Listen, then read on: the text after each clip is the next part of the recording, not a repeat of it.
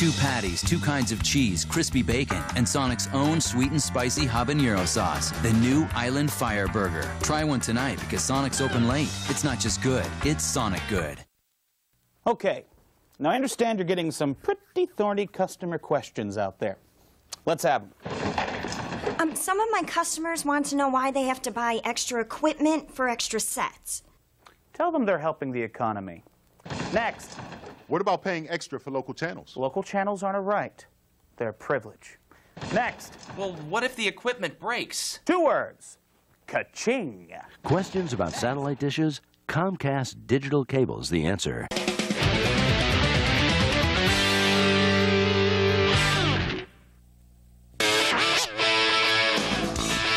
And good afternoon, and we welcome you to the Bo Cabin Baseball Complex, Duck Sanford Park in Auburn, Alabama. It's the 50th annual Dixie League World Series, and the championship game of the AAA division matches Troy, Alabama against Savannah, Tennessee. With my partner, former Auburn University pitcher Mark Fuller, I'm Andy Burcham. We have battled rain all week long. There's been a severe rain shower in the area already today, but it looks like we're going to get underway. AAA baseball tonight. It's the 9 and 10-year-old division, Mark. We've been here all week long. Certainly have been amazed at the prowess of these 9 and 10-year-olds. And I think the best 2 teams are left standing.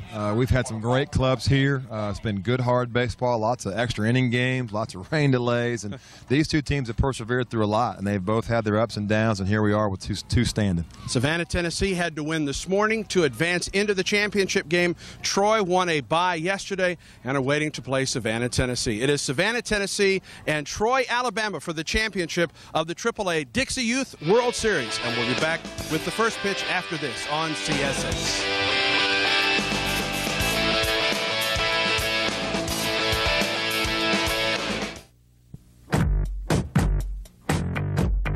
The owners of 40 million different cars in America all have one thing in common.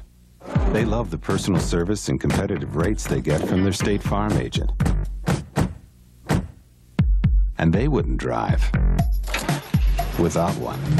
Find out why more drivers trust State Farm for auto insurance than the next 3 companies combined. For insurance and financial services, see your State Farm agent.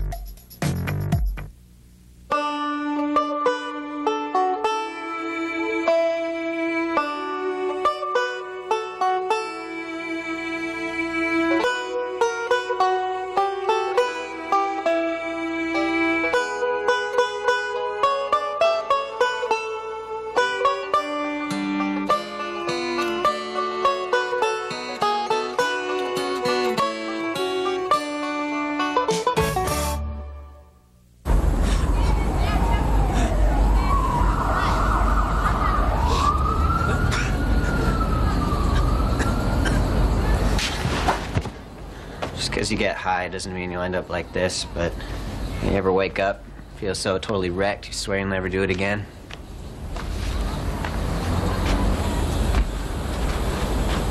Sure you're in control?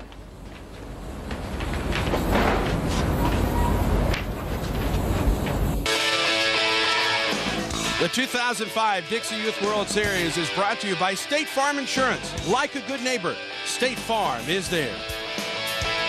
Welcome to the Duck Sanford Park, the Bo Cabin Baseball Complex, the site of the 2005 Dixie Youth World Series. This is the AAA championship game between Troy, Alabama and Savannah, Tennessee. Here are the starters, the first 9 in the order for Alabama. As first we take a look at the defense actually for Savannah, Tennessee.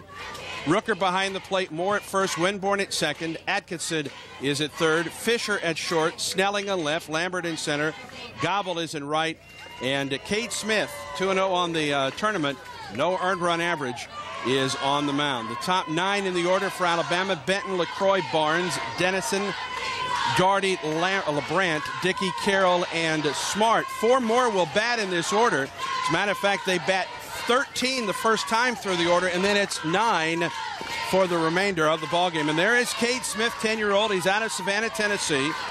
Bad News Bears is his favorite movie, and he has been terrific so far in the tournament. Left-hander, as mentioned previously, 2-0 in the tournament, and has not allowed, Mark, an earned run. We've seen some terrific pitching throughout this tournament thus far. We are, Andy, and we saw Cade Smith last night, and he was just dynamite. He was our first and only left-handed catcher of the Dixie Youth World Series, and then we saw him on the mound and just did a great job. A heavy rain shower in Auburn, probably about an hour before this game was to begin. Fortunately, they had tarped the field and had to do a little bit of prep work for this one. Savannah, Tennessee had to win today's ball game, this morning, as a matter of fact. Had to beat Midland, South Carolina to advance into the championship game against Troy, Alabama. Savannah, Tennessee lost to that same Midland team last night. It threw the championship day into a three-team field. Troy won the toss to receive the bye into this championship game. As a result, Savannah had to come back this morning and beat Midland, South Carolina. As a result, Midland and Savannah now ready for the start of the first of two championship games right here on CSS, your source for Southeast Sports. Glad you joined us today with Mark Fuller. I'm Andy Burcham at the Bocaven Baseball Complex in Auburn, Alabama, site of the 50th annual Dixie Youth World Series.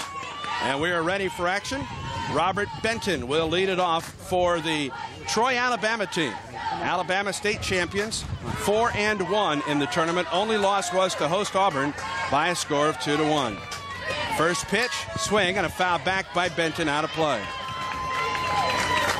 Just like Tennessee has done, Andy, they come right out throwing strikes. Their pitching staff's done that all week long, and Troy's done the same thing at the plate. They have come out swinging at the first pitch, so aggressive right off the bat from both sides. Benton with 5 runs. He's also walked 5 times in the series, batting .286 with 3 runs batted in. He awaits the pitch, swings and lines it through the left side. That's a base hit, and that will go to the wall. Benton on around first, on his way to second, and he is into second base with a leadoff double. Benton with his second double of the tournament. A ringing shot through the left side. And when you talk about leadoff hitters, Andy, that is exactly what Mr. Benton is. He's done a great job of walking, getting on base. He's done a great job of getting hits and getting on base. Hits a solid line drive right through the 6 hole between the third base and the shortstop. Great job right there. Outfield is a bit wet, and that ball skipped past Snelling and Lambert. Benton at second base with the double. Here's Brantley LaCroix. First pitch misses high.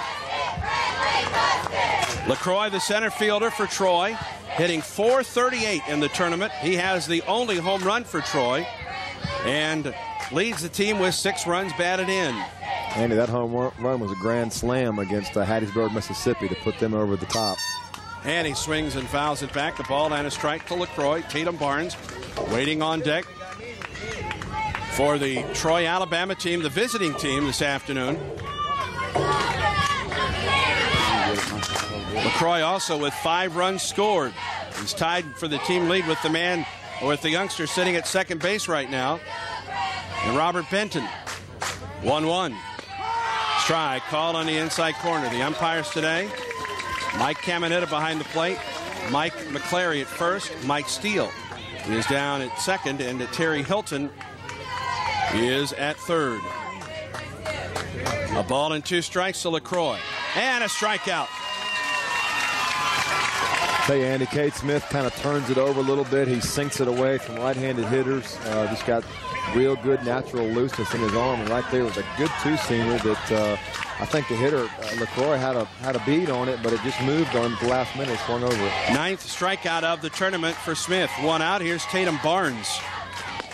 And the first pitch misses inside to Barnes, the shortstop, who has also pitched very well for Troy in the tournament. Hitting .235, no homers and 3 runs batted in. On the hill, 2-0 with a .51 ERA for Troy. And he swings and lifts it foul. Hit it hard and hit it deep, but foul and well out of play. He can really hit, Andy. He had the game-winning hit against the Auburn, very good Auburn AAA team yesterday. A couple nights ago, he actually made the error that lost the game to the Auburn AAA team. Then had a chance to redeem himself yesterday and did just that. A ball and a strike to Barnes. And a ground ball through the middle. That may score Benton. Lambert up. Here comes the throw. It is off the mark, and Barnes stays at third. Or Barnes actually heading down to second base on the errant throw home. So Benton held up at third. Barnes with a base hit and a throwing error, and he ends up at second base. I tell you, Andy, if you're going to drop a model of what a young hitter should look like, Mr. Barnes is exactly that. He gets his hands inside the ball, keeps his head right down on at contact, and just shoots a solid ground ball back through the middle. Runners at second and third for Troy. There is Barnes, who just singled to move to second on the throwing error, and here's Joey Dennison. Dennison, the third baseman for Troy, Alabama, batting .250 with 2 runs batted in. An opportunity to double that total right here. And the first pitch inside, and here comes Benton. Here's the throw. Smith covering. He is safe.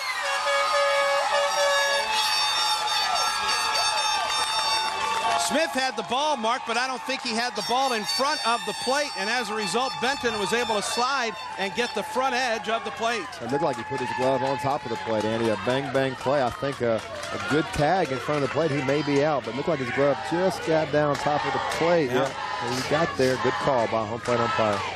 Yep. Benton got the front edge of the plate there, scores his 6th run of the tournament. Barnes to third, and there's a swing and a miss by Dennison. So a wild pitch, and our first run of the game is scored, and Troy breaks on top. Favorite food is chicken for old Joey Dennison. Now the 1-1. High and gets away. Barnes bluffs down third base, but he will stay there. Proper grip of the baseball is very paramount today, despite the fact that they were able to put the tarp on the infield when the rains came through.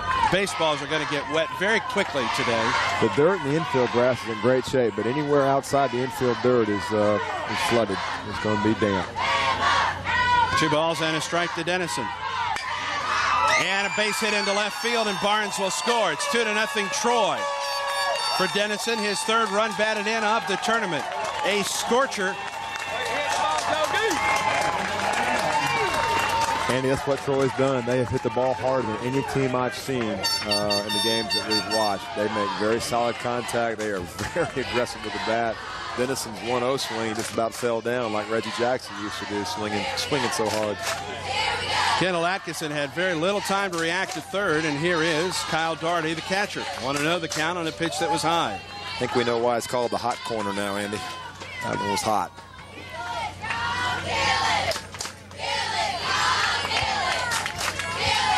Daugherty hitting a .154 in the tournament. He's driven home 2 runs. 2 runs home already for Troy.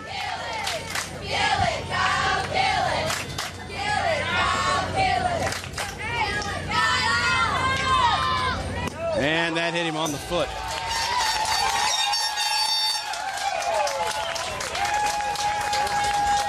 And Troy trying to put up, Mark, a big number here in the top of the first. Well, and Cade Smith right now doesn't look as comfortable as he did last night, and that makes a lot of sense. He's on a national stage right here, or at least a southeastern stage, pitching for the Dixie Youth World Series. And again, we've talked about that all week long. When you're pitching, if you can just get that 1 inning under your belt, take a deep breath, the other innings tend to come a little smoother for you, but he's got to work his way out, and he's always 1 pitch away. Good hard ground ball here we can turn to and get Tennessee in the dugout. Luke LeBrandt, the left fielder, is also a pitcher for the Troy team at the plate, hitting .400 for the tournament. And the first pitch scooped nicely by the catcher Rooker. He's done a great job behind the plate. We've seen him pitch well, but he's blocked some big balls back there the last couple nights that have been very helpful for his pitching staff.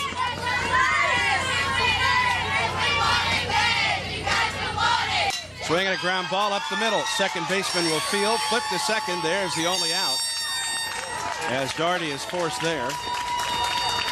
Dennison moves to third. LeBrandt to first. 2 outs in the inning.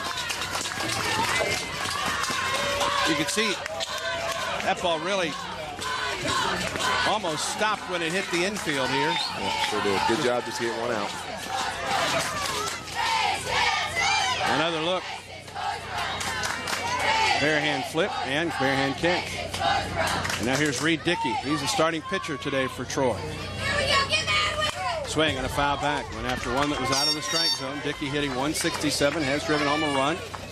And runners at first and third right now for Troy with 2 outs. Glad you joined us today on CSN. Sorry, Andy. I wasn't in Coach Dickey's pep talk before the game, but I bet it had something to do with swing it. When you step in the box, be aggressive. Swing it. And they're listening.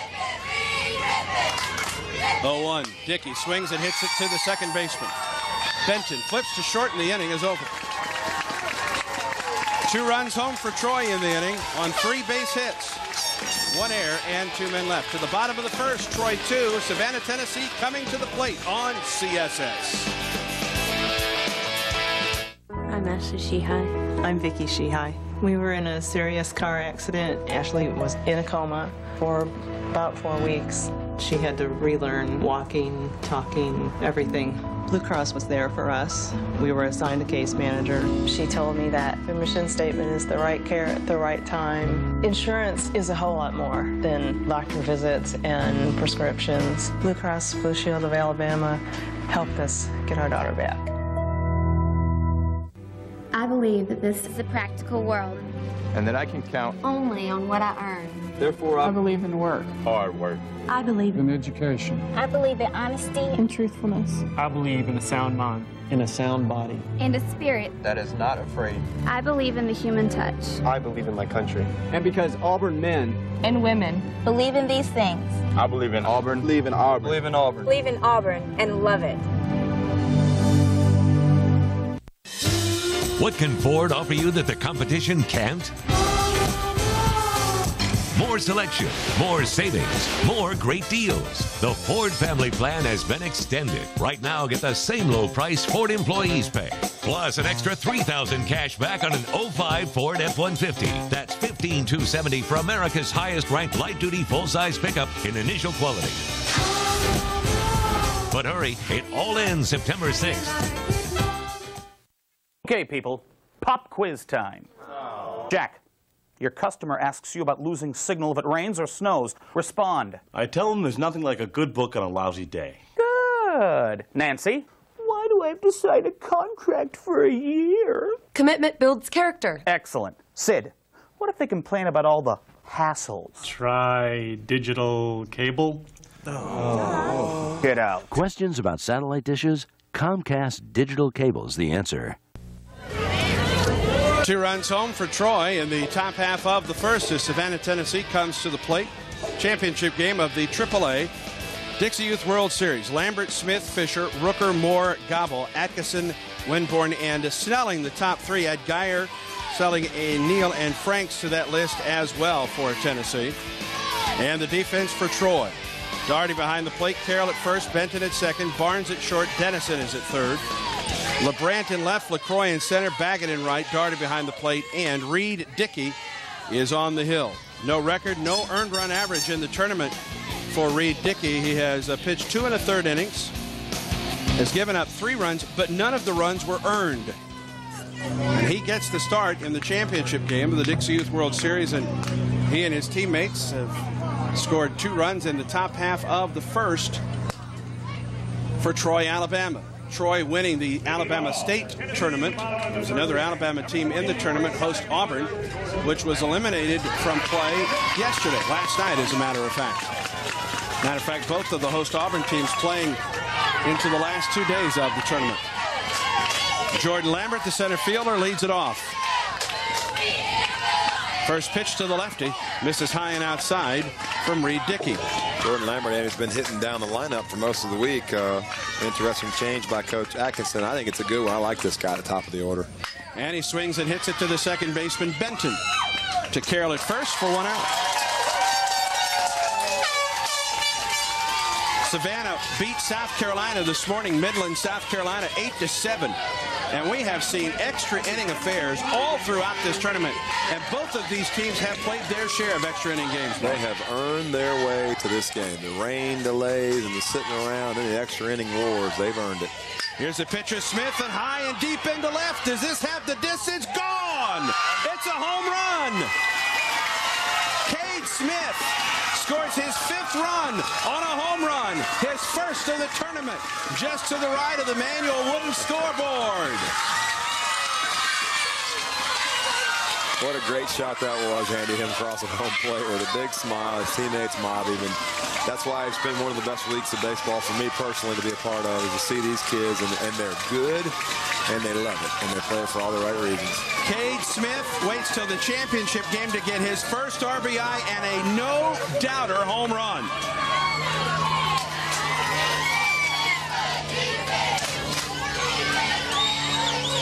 Touch them all, young man, touch them all. Here's Clint Fisher. This Tennessee team has been down before. 2-0 is nothing that got them nervous. They're ready to go. They know they're good, and they're very confident. There's a swing and a drive down the left field line. Into left field for Fisher. Clint Fisher is on, one of the leading hitters for Tennessee. Hitting .389 with 3 runs batted in. And both teams, Mark Fuller, are coming out hitting. They sure are. They sure are. They're doing, it's a fast start. Here's the catcher, Dylan Rooker. And the changeup misses high from Reed Dickey. Troy with 2 in the top of the first.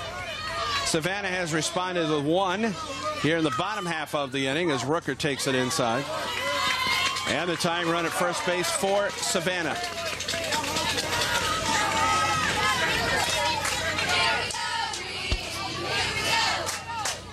Ground ball, base hit into left for Rooker. Back it up with it. Runners at first and second now for Savannah. And Andy, this is not a tremendous surprise because it has been a long week.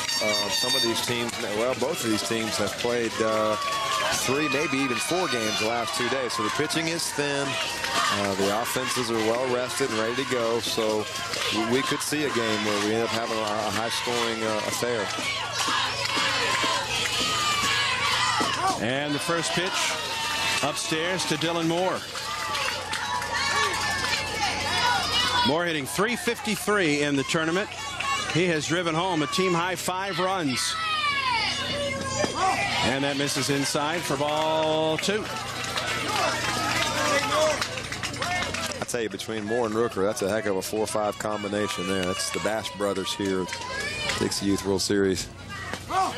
Outside, 3 balls and no strikes. And Dickey now in danger of walking the bases loaded. Dan Atkinson, he is the manager for Tennessee, down in the third base coach's box.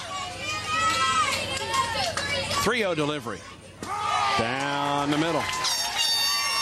I think Coach Dickey, manager for the Troy American team, I think he was a little concerned about this. His pitching is thin. He mentioned us before the game that he was hoping to get a Tatum Bell there towards the end of the game. Ground ball up the middle. Nice play by the shortstop. Could be 2. It is 2. 6-4. And the inning is over. My, what a play by Tatum Barnes. A run on 3 hits, no errors, and a man left. Watch as Barnes ends the inning with the 6-3 double play on CSS.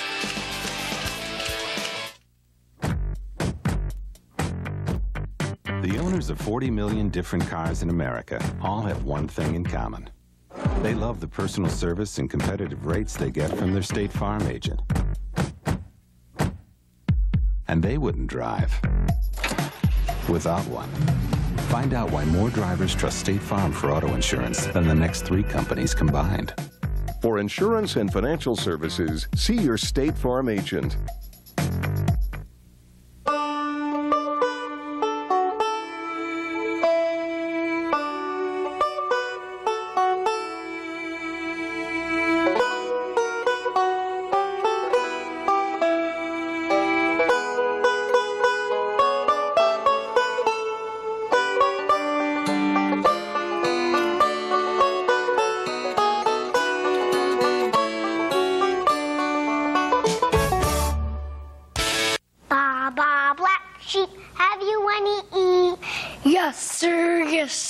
First it's free. They push it on his buddy. They push it every day. They push it on the little boy who lives down the way. Ba ba black sheep, have you any E? Yes sir, first it's free. Do you know what your kids know about drugs? Need help? Get help. Visit our website at drugfree.org.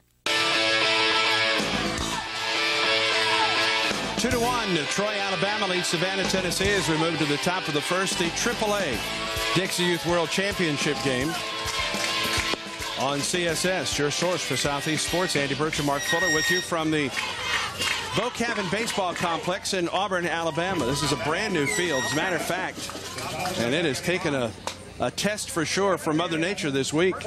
A field that the sod was placed and planted just 4 weeks ago. And you take a look at it from our camera behind home plate, and the Parks and Recs folks here in Auburn really have done a magnificent job with this brand new facility. They sure have, Andy, and Steve Dickerson and his guys. They've had some nights this week where they left here at 4 or 5 in the morning and we're back at 7:30 or 8. And so they deserve a lot of credit. It's been a lot of great volunteers, a lot of hard work, but I don't know anybody's worked harder than those guys on his crew.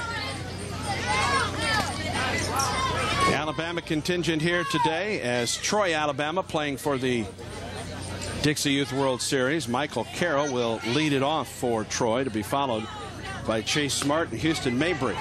2 runs in the top of the first for Troy. A single run for Savannah, but threatening until the shortstop, Tatum Barnes, ended the top of the inning, going to his knees, making a stop, then stepping on the second base bag and throwing to first for a 6-3 double play. Andy, it's hard to appreciate that play unless you're sitting here watching it. I mean, that's a Derek Jeter type play, and this young man's 10 years old. If he doesn't make it, we have a tie ball game. Absolutely. Mike Carroll will lead it off. First pitch to Michael is a fastball that misses high. Carroll leads Troy in the tournament with 5 walks this week. Smart and Mabry to follow here. And the pitch. Again high, 2 balls and no strikes. Again, the first time through the order, all 13 on the roster bat. Then it goes to the top 9 in the batting order.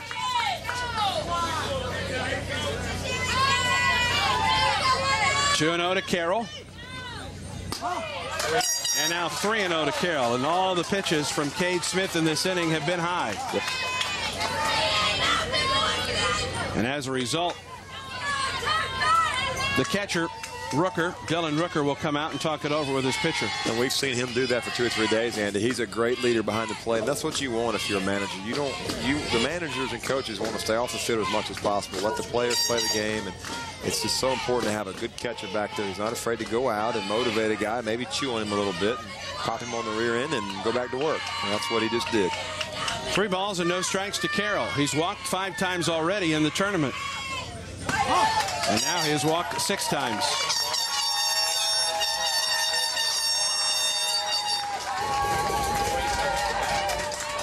And Chase Smart coming to the plate. Smart spells that last name S-M-A-R-T-T.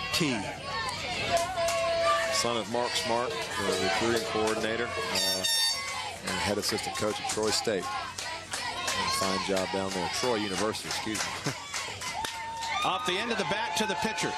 He throws to second for 1, throw to first, double play. 1, 6, 3 on the double play. Both teams have turned twin killings here in the first 2 innings. A look at it again. Fisher with a strong throw to first, just nipping the runner. 2 down, here's Mabry. The most important thing, Andy, for a middle infield double play, and the hardest thing is the exchange. You got to get it in your glove and get it out of your glove because that base runner's bearing down, and Fisher did a great job of in and out and making the throw. Second pitch to Mabry. He fouls ball 2 out of play. 1-1 the count. Mabry looking for his first base hit of the tournament, but has been terrific on the hill for Troy. An earned run average of .78, and we still may see him today. High and inside. Mabry has only pitched 7 2/3 innings, so he has innings available, I believe, in this ball game today. 2 balls and a strike. Stretch and delivery. Swing and a miss. And the count now even. Dixie Youth World Series, Andy, has a 36-hour rule if you throw more than 3 innings in the game before you can pitch again. And Coach Dickey said today that it would have to be 10 o'clock at night before we could bring him back into pitching. And he swings the left one into center. Lambert coming on. He's there to make the catch, and the inning is over. 3 up and 3 down for Troy University. This is the 2005 Dixie Youth World Series on CSS. I'm Ashley Shihai. I'm Vicki Shihai. We were in a serious car accident. Ashley was in a coma for about 4 weeks. She had to relearn walking, talking, everything. Blue Cross was there for us. We were assigned a case manager. She told me that the mission statement is the right care at the right time. Insurance is a whole lot more than doctor visits and prescriptions. Blue Cross Blue Shield of Alabama helped us get our daughter back. I believe that this is a practical world. And that I can count. Only on what I earn. Therefore, I believe in work. hard work. I believe In education. I believe in honesty In truthfulness. I believe in a sound mind. In a sound body. and a spirit. That is not afraid. I believe in the human touch. I believe in my country. And because Auburn men. And women believe in these things. I believe in Auburn. Believe in Auburn. Believe in Auburn. Believe in Auburn and love it. 2005 Dixie Youth World Series. It's the golden anniversary for the Dixie Youth World Series in Auburn, Alabama. Championship game of the AAA tournament, and they have turned over some souvenirs and caps and all kinds of items here this week. Yeah, the clearance sale was on out there a little while ago. They were even selling wet shirts today. We've had so much rain this week. Take home your wet souvenir. David Gobble to lead off for Savannah, Tennessee. And the first pitch is in there for a strike. Hunter Flippo and Kendall Atkinson to follow. Gobble hitting .462 in the tournament and hits one down the right side, foul ground. And that is out of play. Gobble leads the Tennessee contingent with that .462 average and 2 runs batted in.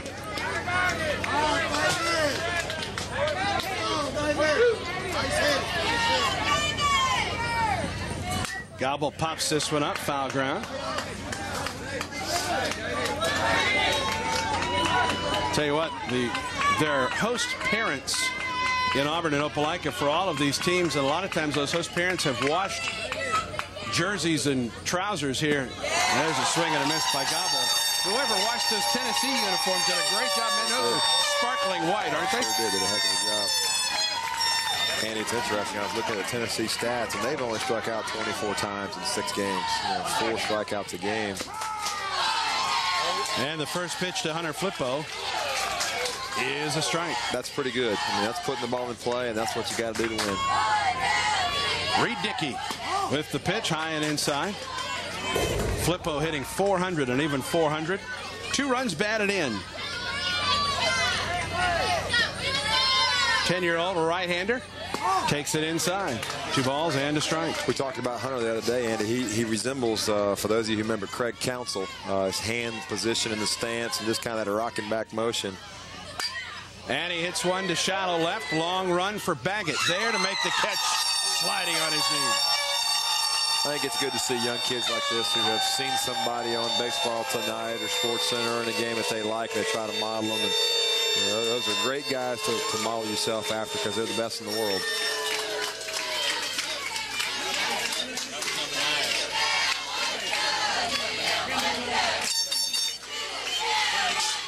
Luke LeBrun out there in left making the catch. Here's Atkinson to the third baseman. And the throw to first in time. It's a 1-2-3 inning for Savannah, Tennessee. We move to the third. The score: Troy, Alabama 2, Savannah, Tennessee 1. You're watching the 2005 Dixie Youth World Series on CSS.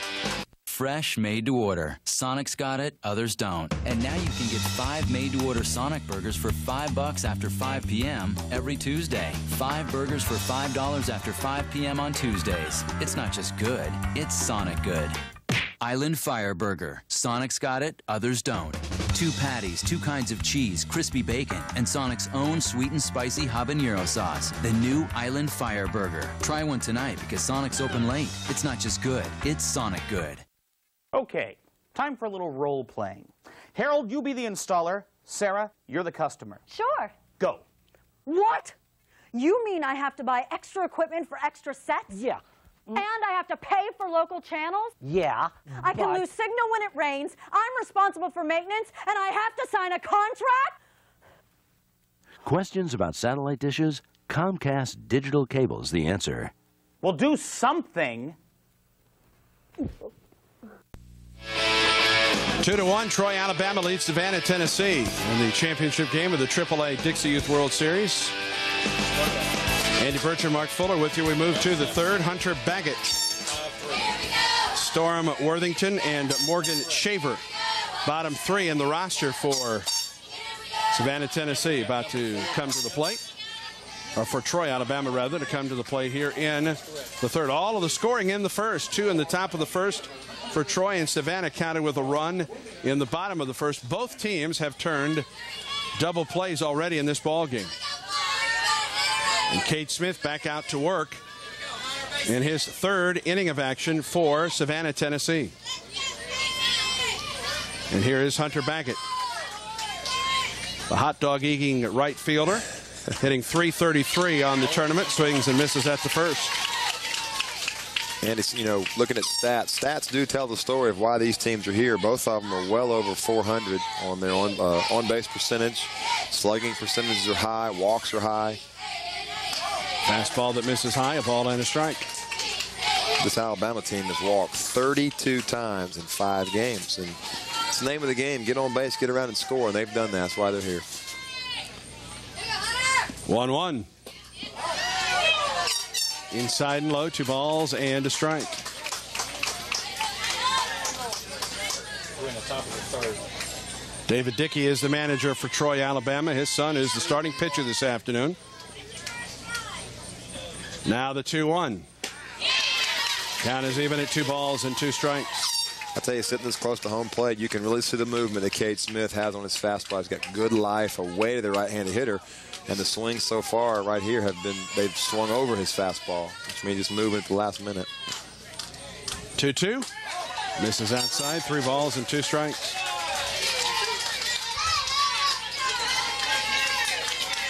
Baggett looking for his first RBI of the tournament.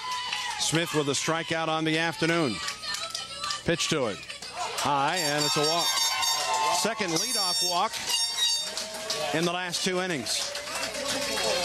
It did not hurt back in the second thanks to a dandy double play. And now here's Storm Worthington.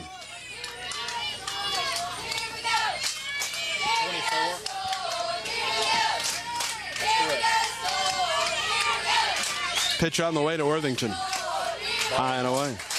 Got a pretty good crowd, Andy. The fence is all the way along the outfield fence. They're crammed in and both sides are filled up. Neither one of the host teams are still in it, but the fans have come out to watch good baseball.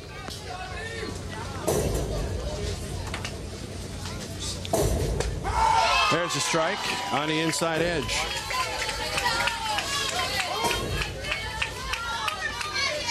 Cade Smith has decided to pitch exclusively out of the stretch.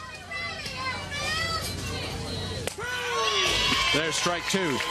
A lot of young pitchers this age, you'll see them pitch down the windup, and you know, the windup is a little more complicated, a lot more movement involved. You can lose your balance easier, and I think Cade just made a decision that he's going to pitch out of the stretch, pick it up, and put it down and throw it. Nobody's leading off yet. They got a couple more years before they have to worry about that. But pitching out the stretch for a young pitcher is a good idea because it's just an easier motion to make. Runners cannot leave first until the ball crosses the plate.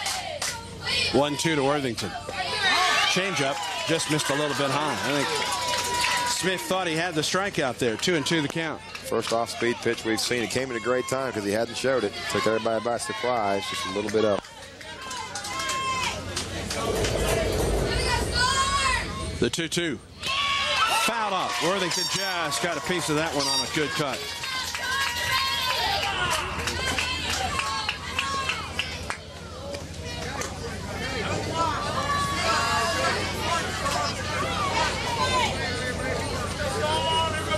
A runner at first, the leadoff man on base for Troy. 2-2. Swing and a foul back. Worthington went for one off his shoe tops. Sure did. Great job, 2-strike hitting. Not taking any chances on ball or strike 3 going by. Keeping the at-bat going and really putting pitches in the pitcher. And that's the whole point, is to wear that guy out and try to get somebody else in there. 2-2. Ball 3.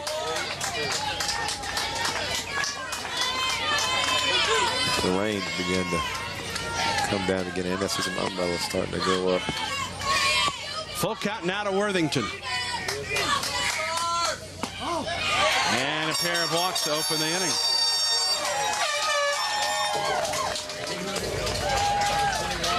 Third walk by Smith, and here is Morgan Shaver.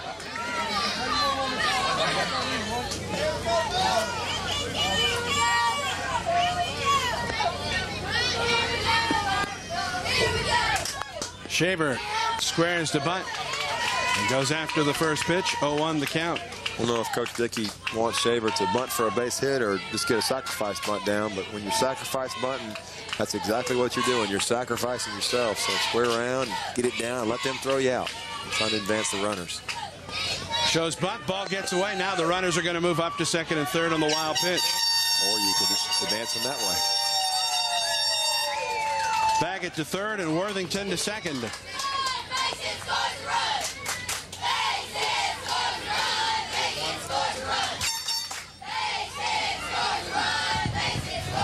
Morgan does not present a big strike zone.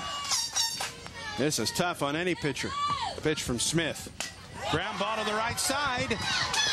Here comes the throw to the plate. Safe. Shaver with his first run batted in of the weekend, and Troy adds to its lead. Great job of hitting the ball on the ground the other way, Andy, and that's something that Cade Smith will learn as he grows, that when the ball's hit to the right side and you're pitching, you've got to get over there to help your first baseman. And I think Cade got hung up in between. There was really nowhere for Moore to throw it except maybe a plate-to-plate. Baggett scoring standing up. Now to the top of the order, and here is Benton, who doubled to lead off the game. And swings at the first pitch and lines it out of play.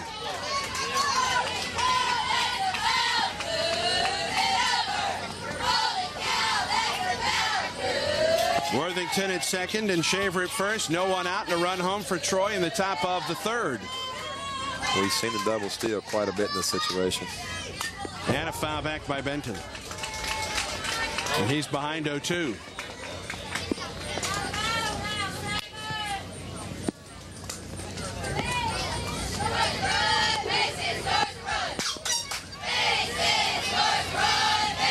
Benton doubled and scored in the first with his 6th run of the tournament, leading the Troy, Alabama team. 0-2.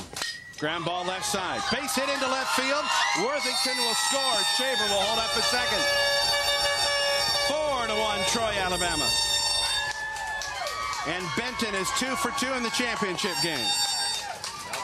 This is a bat swinging lineup. Just a good. They do a great job, Andy, of getting on top of the ball and driving the ball down. And Benton's leading the way. 2 hits for him today to get his team fired up. Big hop pass Atkinson at third, as Worthington comes home to score. And Troy with 2 in the first and 2 more in the third. Here's Brantley LaCroix, and the first pitch misses high. LaCroix, a strikeout victim in the first inning. Storm Worthington had that big at bat a few minutes ago where he fouled off with 2 strikes, a couple of pitches, got himself around and scored. Good team fundamental baseball. Both walks in this inning have come home to score. And LaCroix takes it outside, 2-0 the count. Tatum Barnes waiting on deck.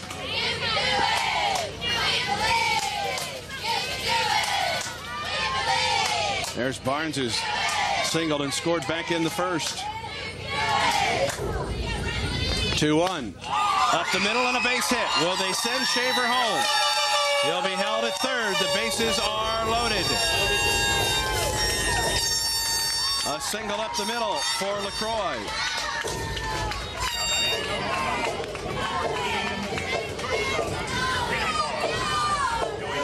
Fifth hit of the day for Troy is a single past the pitcher Smith into center field.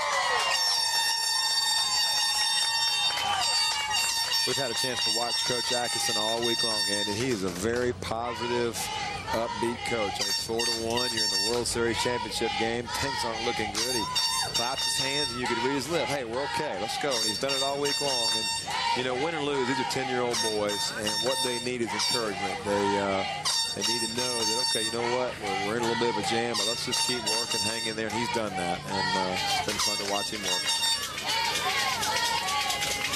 First visit to the mound in the inning. They get 3 an inning in this age group before they have to change a pitcher. There's the manual scoreboard out and left, and Troy has added that deuce up in the third inning to go up 4-1. And now the bases are loaded for Tatum Barnes. One pitch away from a double play, and things looking a little better for you. No one out for Troy, trying to make this a big, big inning. Pitch. Barnes pops it up. Infield fly. Third baseman catches it. 1 out. Barnes got that down off the end of the bat. You know he'd love to have the pitch back.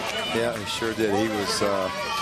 He was looking for the grand slam, and he was ready to swing at the first pitch. And I think Smith may have taken a little off of that. It's a sinker, maybe a changeup, and they got the pop up. Here's Joey Dennison. He singled home a run back in the first and pops it up on the infield. Foul ground. Rooker, the catcher, under it. It is an out. Runner trying to score. An out. Now, is it an infield fly? I guess it wasn't an infield fly. It's just a force out at the plate. Shaver out at the plate. What a heads-up play by Savannah, Tennessee. That was a mammoth pop-up. But watch the pitcher. Force out at home.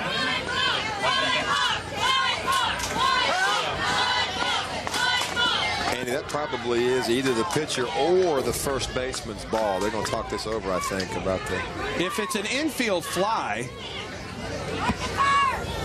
would the runners have to go? Would we have different runners on base? That's the question here. If it's an infield fly, then it wouldn't have been a force at the plate. No, it would have been a tag play, so a run should have scored. I think that's what's happened. Yeah, that's what's happened. The run did score. I thought when they called it an infield fly, they would have to tag the runner, not tag the plate. And a run does score on the play, I believe. Let's double check. Dan Atkinson is the manager, and you see the run going up. Dan Atkinson will come out and talk. Andy, on the infield fly rule, the only play that it's not a dead ball, the only person that's out is the batter, and the base runners advance at their own will, but I think the force is wiped out. Are they? I don't know.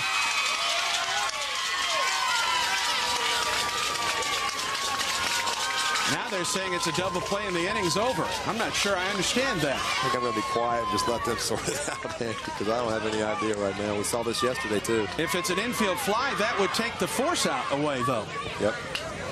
That's what the coach is saying. Coach LaCroix walked up and he said it's not a force. I'm not sure how it would be. I guess the question I have is how it would be a double play with the infield fly. I'm not sure how it can be both. No, it can't be both. This inning isn't over. That's right. Yep. It's one or the other. I think that run's going to count. Well, I think if it's an infield fly, then the run should count. Yep. The force is off then.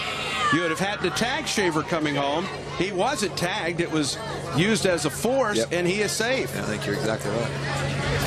As it turns out, if it's an infield fly, the run scores, and there should be runners at second and third.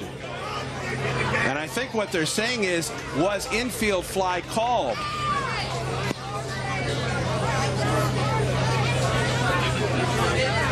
It can't be a double play, and that's how it was. The batter is out.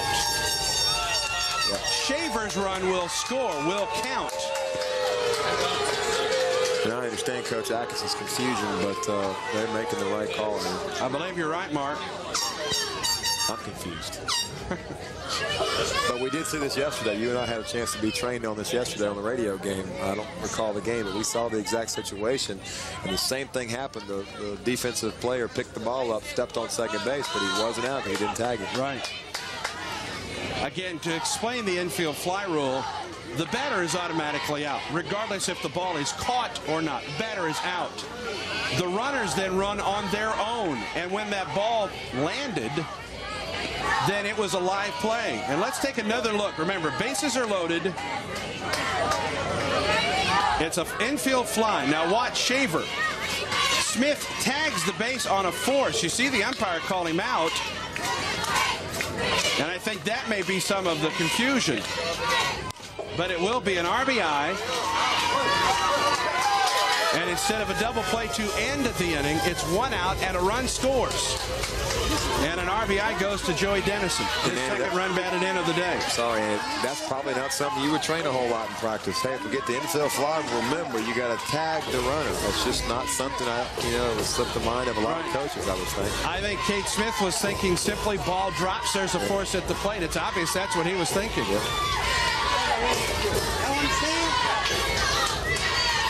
And I think through all of this, and there has been some confusion, and I'll admit, initially we were a little confused in the booth. I think the call that they've come up with is correct. Here's Kyle Daugherty with 2 outs and runners at second and third. And a swing and a miss. Daugherty was hit by a pitch in his first at bat, then erased in a double play, turned by the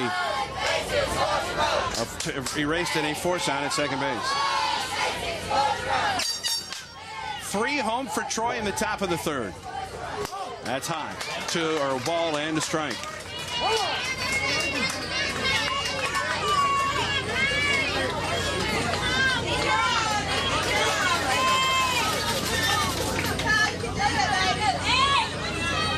A 1-1 pitch to Daugherty. Foul tip.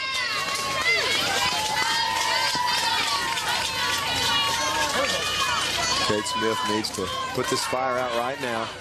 As a pitcher, you're always trying to keep the next guy from scoring, no matter how bad it may look. You just never know what your offense may do, and so your goal is to keep that next guy from making home. A ball and 2 strikes. And a shot on a hop to the first baseman. Second baseman covers first, got him. Nice play by the second baseman, Benton, to be there to cover first. 3 runs home for Troy in the inning on 2 base hits, 2 men left. 5-1 Troy as Tennessee comes to the plate in the bottom of the third. To the bottom half of the third, a 5-1 Troy-Alabama lead in the championship game of the AAA Dixie Youth World Series. These are 9 and 10-year-olds playing. And Troy has been staked to a 5-1 lead. Reed Dickey back out for his 3rd inning of work. And we talked earlier about what head coach Dickey was looking for today with his pitcher staff being a little bit thin. And this is exactly it, to get a little cushion and, allow his son, his starting pitcher, to be able to stay out there. And this is what he was hoping for. Couldn't turn out any better for them so far. If need be, Reed Dickey could go the distance. He had only pitched 2 1/3 innings coming into today. So, if effective, he could go the distance today for Troy. Into the third. And Cade Winborn will lead off for Savannah. And you can throw 13 innings in the week, and you have to have 36 hours. You can throw 3 or more innings in a game. Strike caught in there to Winborn, hitting .286 on the tournament. 36 hours of rest. Dickey working in a hurry, and a foul ball off his foot. And from our vantage point, and we are just to the right of home plate on field level, I could see the first, third, and home plate umpire all with their hands up. They could see that ball bounced off the foot of the batter Winborn. I don't know how many games we've played, Andy, in the 20s somewhere. I've never seen a better umpiring job than I've seen this week. They've been very, very good. Inside to Winborn. 2 balls and 2 strikes.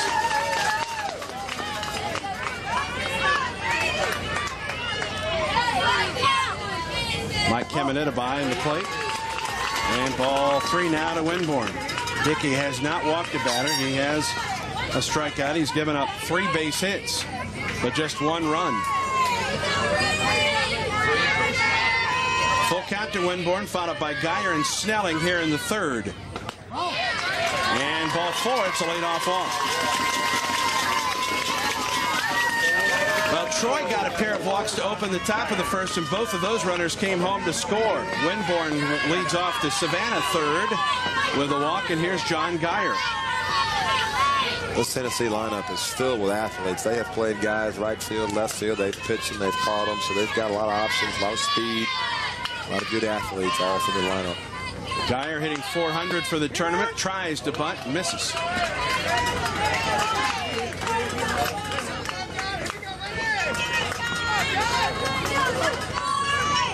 Dyer does not have a bunt this weekend. And sends one deep to left, but foul. We got around on that one. Good. The balls and 2 strikes to Dyer.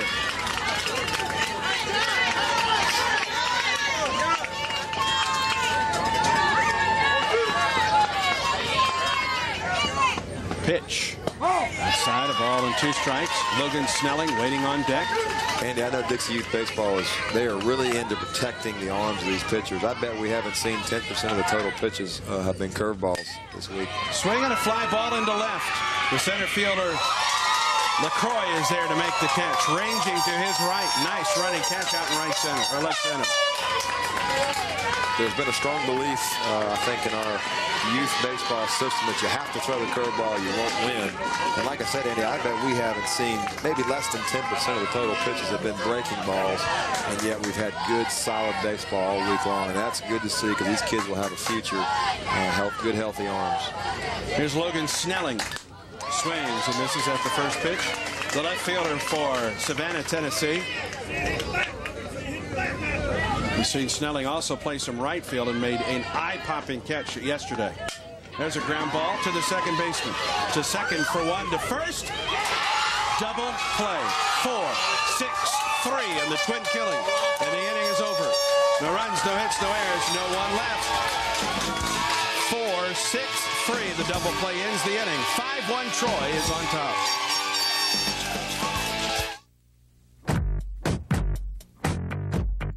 The owners of 40 million different cars in America all have one thing in common. They love the personal service and competitive rates they get from their State Farm agent. And they wouldn't drive without one. Find out why more drivers trust State Farm for auto insurance than the next 3 companies combined. For insurance and financial services, see your State Farm agent.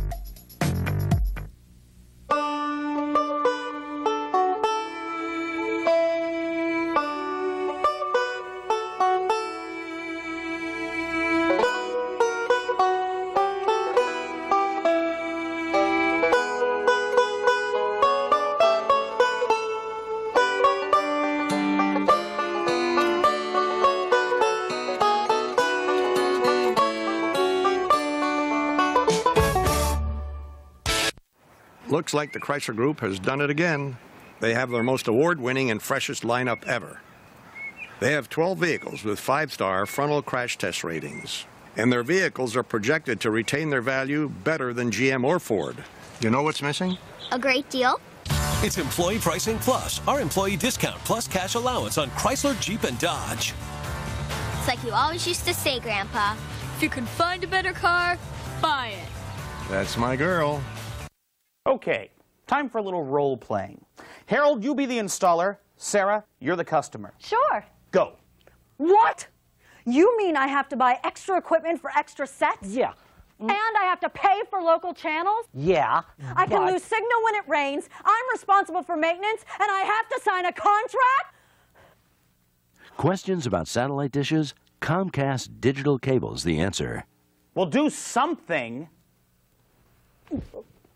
50th annual and the 2005 Dixie Youth World Series brought to you by State Farm Insurance. Like a good neighbor, State Farm is there. Andy Bertram, Mark Fuller with you from the Boat Cabin Baseball Complex. There's the State Farm tent out in right center field. They have a great vantage point for the championship game of the AAA division. And right now it's the representatives from Troy, Alabama on top 5-1 as we move to the top of the 4th. 6-inning games in Dixie Youth Baseball. It will be LeBrant, Dickey, and Carroll for Troy. Have you ever seen double plays turned by 9 to 10-year-olds like we're seeing today? The thing that has impressed me the most on the field this weekend, throughout this entire week, Mark, has been the defense, especially these 9 and 10-year-olds. Yep. Here's Luke LeBrant. Pops up the first pitch. And right back here now to play. LeBrant to be followed by Dickey and Carroll. Luke LeBrant reached on a fielder's choice in the first.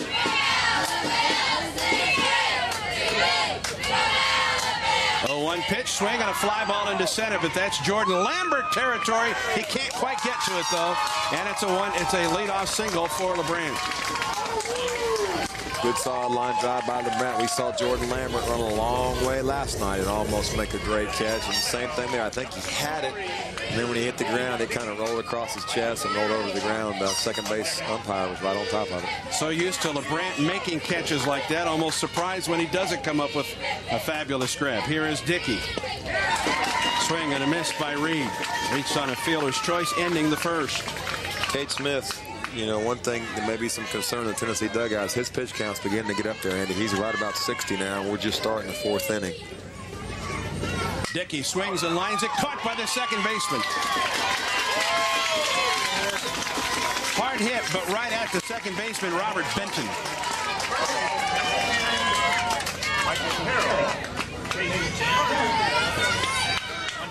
Good job, I thought, by LeBrant at first not to get too far off the bag and get doubled off the bag. I was looking for him to be head in the second. He wasn't. He froze and went back to the bag. Mike Carroll, who walked, opening up the second inning. First pitch to him, misses inside. That's what you teach young baseball players, Andy.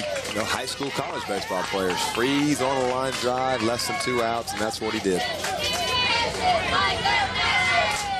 Carroll looking for his first base hit of the weekend. Swings and misses. A ball and a strike.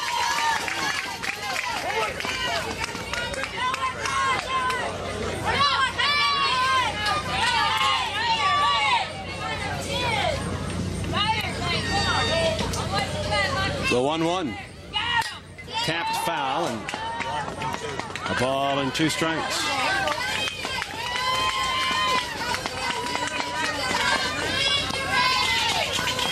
The championship game of the AAA division of the Dixie Youth World Series. We're in the top half of the 4th with Troy, Alabama on top of homestanding Savannah, Tennessee, 4-1. Runner at first and 1 out. And that one sails past the catcher, Rooker, and LeBrant will move down to second base in the wild pitch.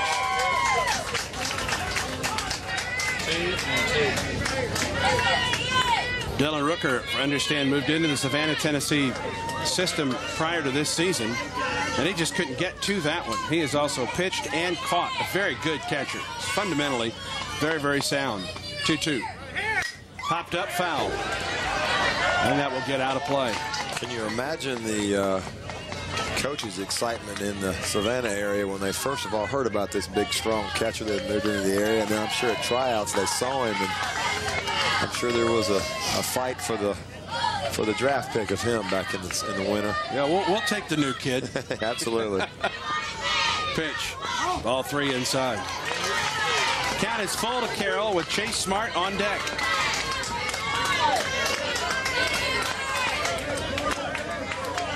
A 5-1 Troy, Alabama lead. And there's ball 4. And with the wild pitch, LeBrant will move down to third. And it just sets up that first and third situation. We've seen it all week long where the runner at first, he's just going to take off and dare the opposing team to try and throw it to second, try to get that runner from third home. And, you know, if you're Troy, Alabama, the Alabama All-Star team, you got a 5-1 lead. So you really don't have anything to lose right here to run this first and third, trying to get another run home. And if you're Tennessee, you may want to consider just holding the ball because you don't want to give up, you know, any more runs to get further down. We'll get a pinch runner at first base for Carroll. Morgan Shaver, number 21, will come in and run. And those bottom 4 on the roster are allowed to come in and run. And as a result, Shaver now moves in to run for Carroll. Carroll can re-enter the lineup. And Dan Atkinson, the manager for Savannah, Tennessee, is out to talk it over with the troops one more time. Yeah. He's talking with Cade Smith, who's talking a little bit about his motion. I think one thing Cade could do as he grows a little older, his mechanics are very, very solid. He gets a little bit far away from his body with his glove. You know, trying to keep everything going in one direction, which is directly at the catcher. And Cade kind of takes that glove and throws it at third base. Some guys do that to generate velocity, throw a little bit harder. But that's the only thing, Andy. He's very solid. Just maybe he could slow that glove down a little bit, get it more directed toward the catcher, and I think he'd be in great shape. Chase Smart is the number 9 hitter in the order for Alabama. And as we mentioned earlier, it's 13 batters first time through the order, and then you go to the 9-man order that we're accustomed to. So the top of the order waiting on deck now was Smart at the plate. He grounded into a 1-6-3 double play to end the second. And takes the first pitch outside. First and third now. And 1 out for Troy, trying to add to what is a 4-run lead. Smart came in hitting 182 in the tournament with a couple runs batted in. He's got number 3 waiting down at third base in Luke LeBrant. Big single yesterday to get the rally started against the Auburn team over the third baseman's head. Here is the 1-1. Held off of the pitch outside, 2-0. We mentioned Chase's dad, Andy Mark, is the head lead assistant down at Troy University. Mark's been here all week long, broadcasting with the Troy radio station, and glued to the fence when his son comes to the plate. 2-1. Swing and a miss. Coach Pierce and Coach Smart and the rest of the staff done a great job at Troy the last 2 years, getting that program turned in the right direction and compete for their conference title every year. Well, they won the regular season title this year. They were a terrific ball club. Had the number 1 base stealer in all of college baseball this year, and one of the top home run hitters as well. 2-1 the count. With ball 3. 3-1. Robert Benton, top of the order, who is 2 for 2 on the day, waiting on deck.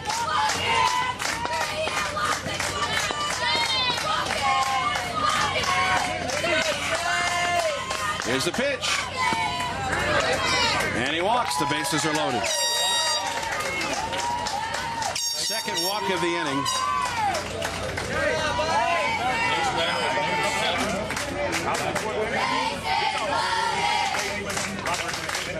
Fourth of the day for Cade Smith.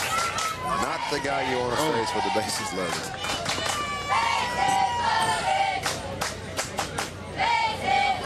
Smart at first, Shaver at second, and LeBrand at third. And here is Robert Benton, and he won't get a chance to bat yet.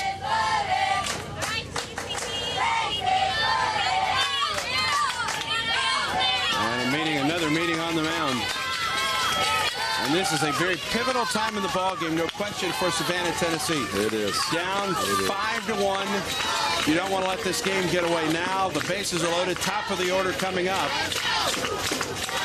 With Dickie pitching the way he is, and with the very fine pitcher for Troy, Tatum Barnes, standing over there with just 1 inning left. That's all he has available. He's thrown a lot this week. I don't believe he's available for more than 1, but we're getting closer and closer to that one. Second trip to the mound for the Savannah coaching staff. Upon the next, they'll be forced to make a change if that happens. And here is Benton. Andy, I don't think this is a typo. I think this says Tatum Barnes has 11 innings with 23 strikeouts this week.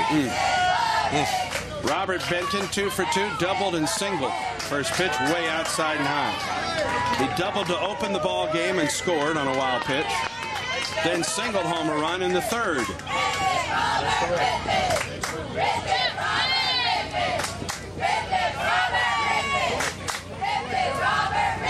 1-0. Ball 2 high.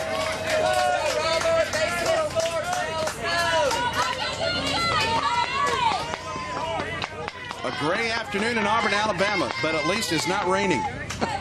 And it's cooled down.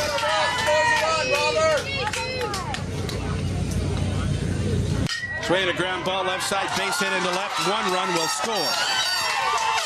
6-1 Troy on the single to left by Benton. And he has been the hitting star today for Troy, Alabama. 3 for 3 with 2 runs batted in.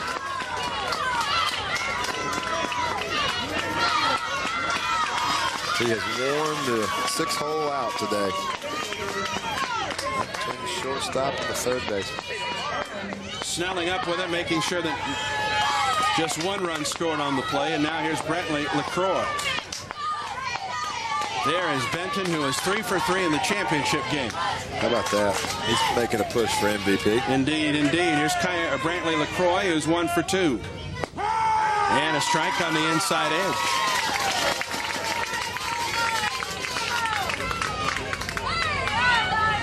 A run home for Troy. 6-1, Troy, Alabama leads. Time called by LaCroix to step out and gather his thoughts. The infield is in for Savannah. Really don't have much choice at this point. Yep, I'm trying to cut him down.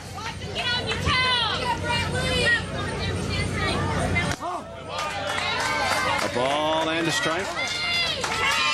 LaCroix struck out in the first. He singled up the middle in the third.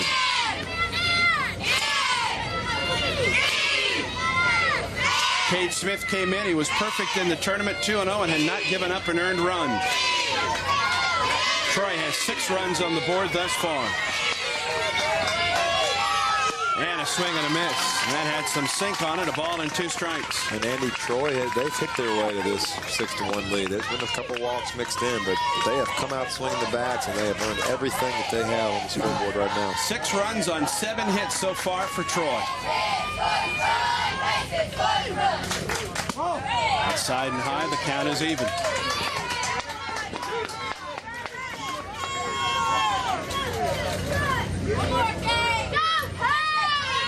Coach Dickey's ball club leading 6-1, trying to add to that lead. 2-2.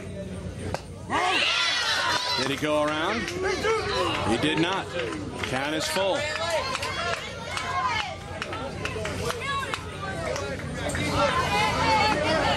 Cade Smith thought he had him struck out. I think so. It's a good pitch. Good job of holding off.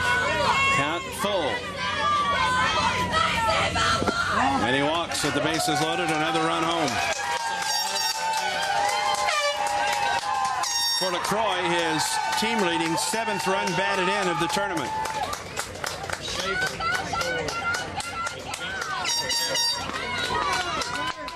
Smart to third, Benton to second.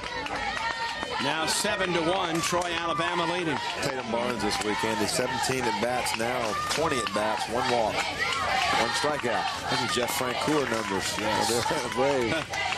Here's Tatum Barnes. Barnes is 1 for 2. He's singled in the first, reached and popped up to the third baseman in the third. I think that shows that he's very aggressive and he has a great eye for the strike zone because he swings a lot, but he doesn't swing and miss much. Ball too high.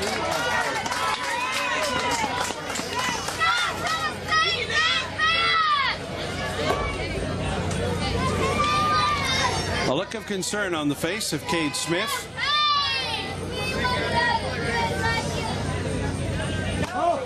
There's ball 3 high.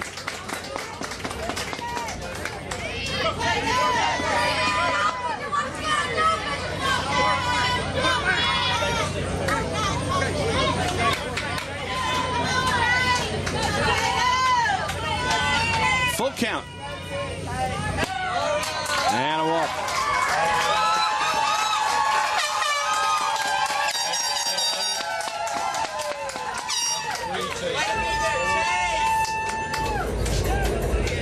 For Barnes, his 4th run batted in on the weekend. And that'll be all for Cade Smith. Looks like the right fielder David Gobble will come in to pitch for Savannah, Tennessee.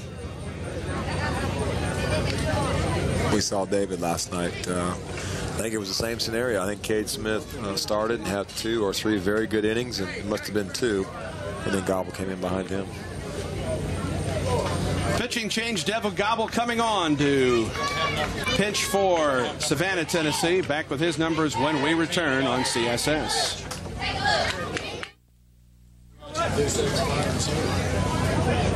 New pitcher for Savannah, Tennessee is David Gobble. Loves to hunt. He comes in to hunt some outs for Savannah, Tennessee. After 3 runs have scored for the 2nd straight inning for Troy, Alabama. 8-1, Troy on top. There is a mercy rule in Dixie Youth Baseball. It's 10 runs after the 4th inning. Coming to hunt some outs. That was great. First man to face him, Joey Dennison, the 3rd baseman. He definitely needs an out on this at bat. Dennison has driven home a couple runs already today, and the first pitch is a strike. Cade Smith, 3 1/3 innings of work. 8 runs on 7 base hits for Troy. The lefty Gobble off the wind and pitch. Ground ball could be 2. Shortstop will throw home, and it gets away from the catcher, and the run scores. 9-1 now, and you've got to wonder, and granted, we're talking about 9 and 10-year-olds, Fisher may have had a better chance at a double play getting to second and throwing to first. Well, and Andy, he pitched I believe he pitched the entire game before this game to get them to the championship. So, you know, we noticed a great arm from him a couple of nights ago. That wasn't as strong of a throw as we've seen, and could have something to do with the amount of throwing he's done this week. Throw is a little bit up the third base line. And it's now 9-1 and a 1-0 count now to Kyle Doherty, the 9th to bat in the inning for Troy. Doherty hit by a pitch and grounded out. The unconventional 3-4 put out to end the third. Doherty came in batting 154 with 2 runs batted in. Hits it back to the pitcher. Home for the first out, and that is all. So they get the force at the plate.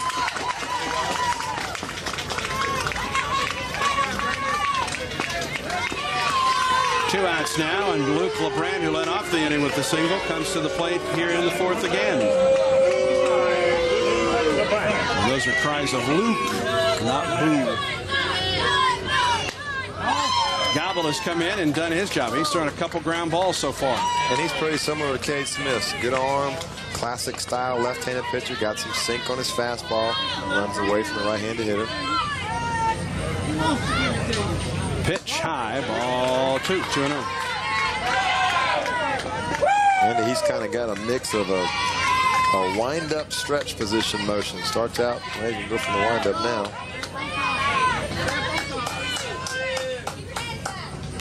Fouled back by LeBrand. Last pitch, he was in the stretch and went over his head, and that pitch, he went from the wind-up and just kept his glove right in front of his chest. So he's mixing in some deceptive moves to the hitters.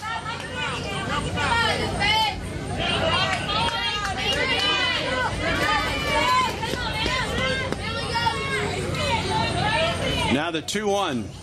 All 3 high and outside. Reed Dickey waits on deck. Andy, for the first time all week, the Tennessee players look a little tired. They've looked fresh and sharp on their toes, but I'm looking around now, and by no means are they lazy at all. They just look like they might be paying the price for a long week.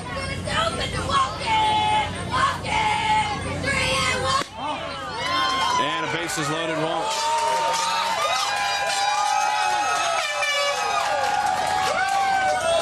Barnes comes home with the run. A run batted in for LeBrand. That's his first of the tournament. And here's the pitcher, Reed Dickey. We talked to his father, the manager for Troy, before the game, and he was certainly concerned about his pitching situation. And there's a ground ball to the shortstop. I'll continue that thought next inning. On to first in the inning is over, but it is a 5-run inning for Troy on 1-2 base hits. No errors, and the bases loaded. 3.5 in the books. 10-1, Troy on top. I'm Ashley Shehai. I'm Vicki Shehai. We were in a serious car accident. Ashley was in a coma for about 4 weeks. She had to relearn walking, talking, everything. Blue Cross was there for us. We were assigned a case manager. She told me that the mission statement is the right care at the right time. Insurance is a whole lot more than doctor visits and prescriptions. Blue Cross Blue Shield of Alabama helped us get our daughter back. I believe that this is a practical world. And that I can count Only on what I earn. Therefore, I believe in work. Hard work. I believe In education. I believe in honesty In truthfulness. I believe in a sound mind. In a sound body. and a spirit. That is not afraid. I believe in the human touch. I believe in my country. And because Auburn men And women believe in these things. I believe in Auburn. Believe in Auburn. Believe in Auburn. Believe in Auburn and love it.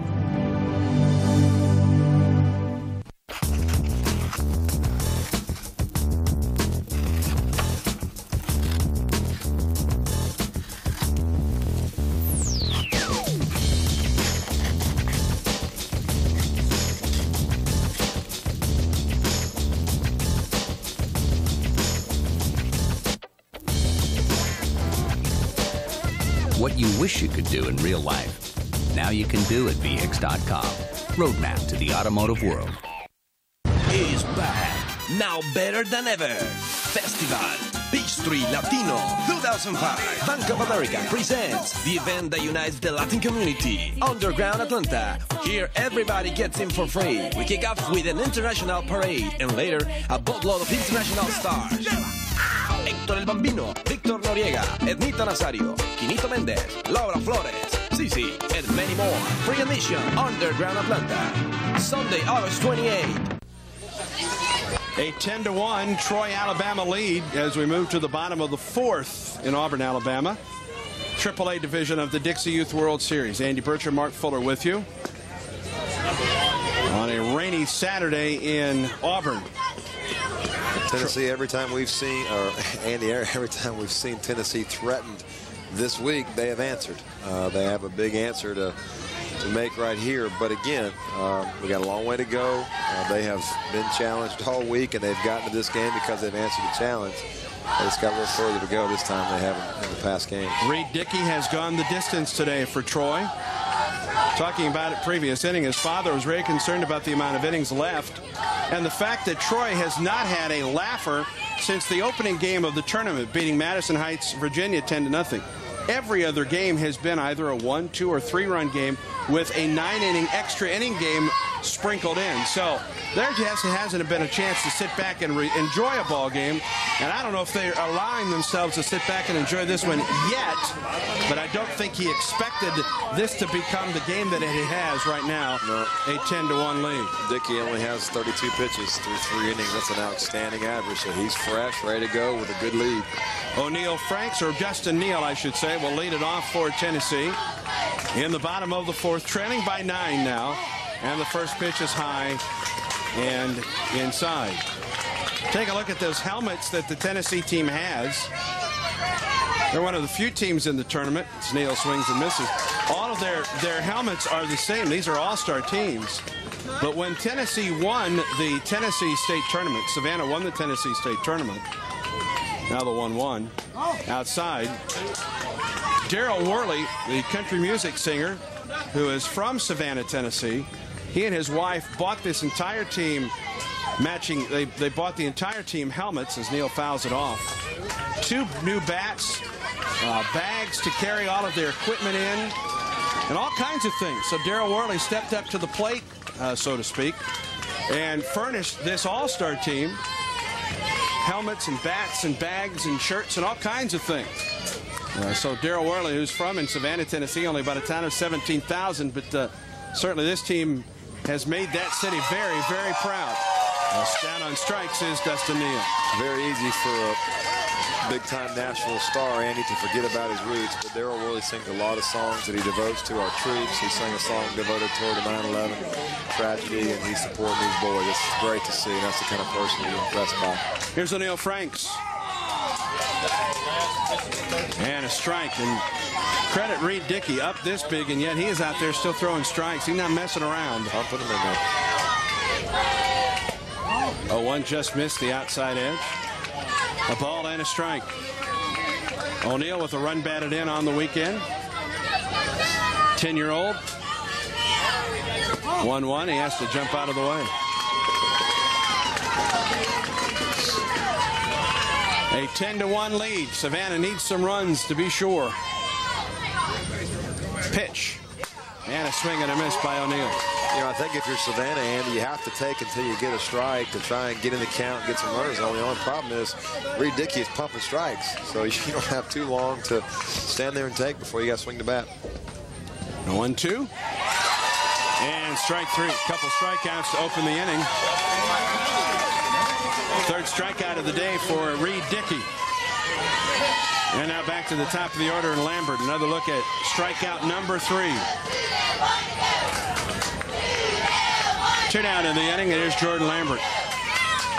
And a fly ball into right. Coming on is Baggett. Can't get there. That's a base hit for Lambert.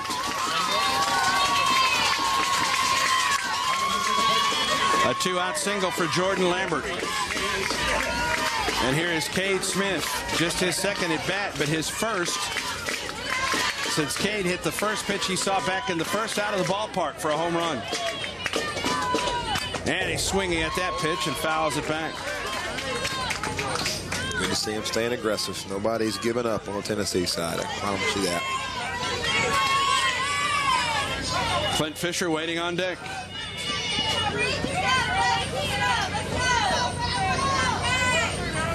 The 0-1. Swinging another shot into center. But the center fielder, LaCroix, is there, and the inning is over. Smith hit it hard, but right at the center fielder. No runs on a hit, no errors, and a man left. Through 4 in the championship game. 10-1, Troy leads in the Dixie Youth World Series on CSS. Are you tired of struggling to get that big one loaded? Well, now there's help with the Game Caddy by Do All Outdoors. The Game Caddy will allow you to bring home that trophy all by yourself. Using your ATV, utility vehicle, or truck, you can lift and load up to 300 pounds. Simply lower the Game Caddy, position the lift leg, and drive your vehicle to catapult your game onto the bed. And simply fold the Game Caddy for easy transport. Now it's quick. Now it's easy to lift and load with Game Caddy by Do All Outdoors. For insurance and financial services, see your State Farm agent.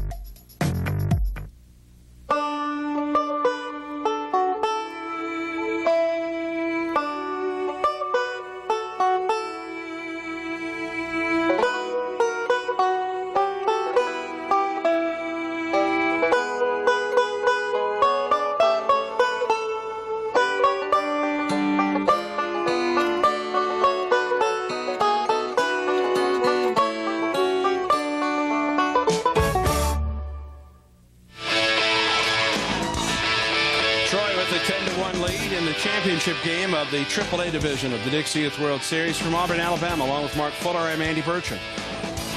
The Troy, Alabama team with 2 in the first, 3 more in the third, and then a 5-run fourth, sending 11 to the plate. And Michael Carroll will lead off the 6th. Carroll, no official at bats today. He's walked twice. That gives him 7 in the tournament. Far and away the leader for Troy. And he has scored a run today. Good eye for the ball, Andy, is something that a lot of kids are just born with. The good vision, the ability to read a ball from a strike is sometimes just a blessing that kids have. Gobble in relief of Cade Smith with the first pitch that misses inside.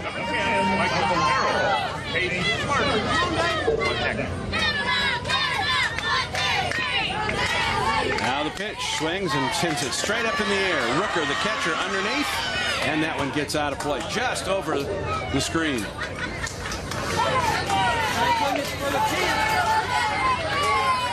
I can remember playing against guys, Andy, as I played in the minor leagues, some of them who are now in the major leagues, and you throw a pitch and it's right there just off the plate and they take it like it was 10 feet off the plate. You know, they just, Edgardo Alfonso was one that comes to mind. Just great vision for the strike zone. Lots of walks, not many strikeouts. How'd you do against him? Thank goodness I played with him. Oh. I did play against Vladimir Guerrero, and I can say that he is in the big leagues because of me. I helped him a lot. Wow. He should send some money your way then. Right. 2-1. Now 3 balls and a strike. Has nothing to do with his talent. It's because of me. Oh, my. 3-1 to Carroll, leading it off here in the 6th. And he walks for the 3rd time today and the 8th time in the tournament.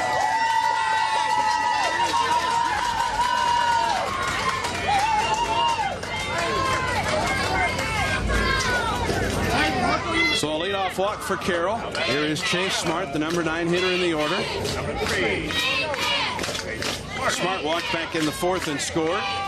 He's also tapped back to the pitcher. His dad promised me he was not going to coach this week, but he just whispered something in Chase's ear as we were waiting for him to approach the plate. And Chase sends one into center. Very deep into center. Center fielder back makes the catch. That's the starting pitcher out there, Cade Smith. What a nice play ranging to his left. Great play and a great swing. Chase gave him a good pitch to hit up in the zone a little bit and hit it in the gap. Just a great job by Cade Smith to get over there and right down catch it. You know, Cade Smith could be standing out there with his head down because he was a starting pitcher and it didn't go well for him, but there he is playing hard, making a tough play. There's the pitcher, Gobble rather. And top of the order. And boy, this guy has set the table well, hasn't he? Robert Benton is 3 for 3 today. He's driven home 2 runs, a pair of singles, and a leadoff double back in the first. He got things going in that 2-run first, and Troy has not trailed since. 10-1, Troy leads it. Chokes up just a little bit and takes it high.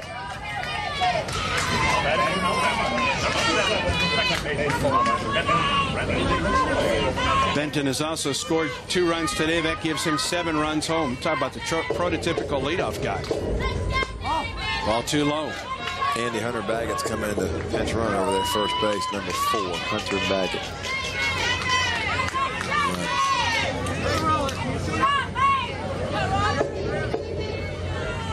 2-0. Ball 3 to Benton. LaCroix waits on deck for Troy.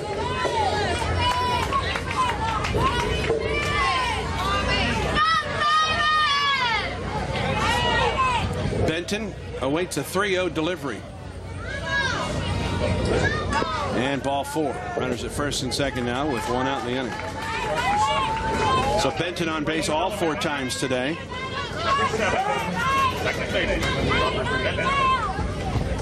Dan Atkinson out to talk it over with his infield again, as you see Coach Dickey walk out to talk it over with Hunter Baggett at second base.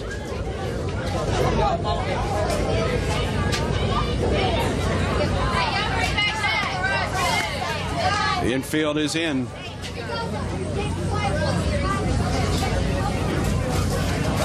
There has been a mercy rule in effect in this tournament, 10 runs after 4 innings. We're going to double check to make sure that that is in effect for the championship game as well. Because Troy right now needs just 1 run to get into that 10-run mercy rule area. Dan Atkinson out to talk it over with his team, and he'll head back. Coach Atkinson doing all he can do. Coach Atkinson is doing all he could do to keep his guys in the game, try to keep that next runner scoring. And here's Brantley LaCroix. His dad is the first base coach. 1 for 2 on the afternoon. Bases first and second, no or 1 out. And a pitch high. And this game, this score is not indicative of what we've seen this week in the 9 and 10-year-old division. Not a bit, especially from this Tennessee team. And there's a swing on a fly ball. That's a base hit into center field.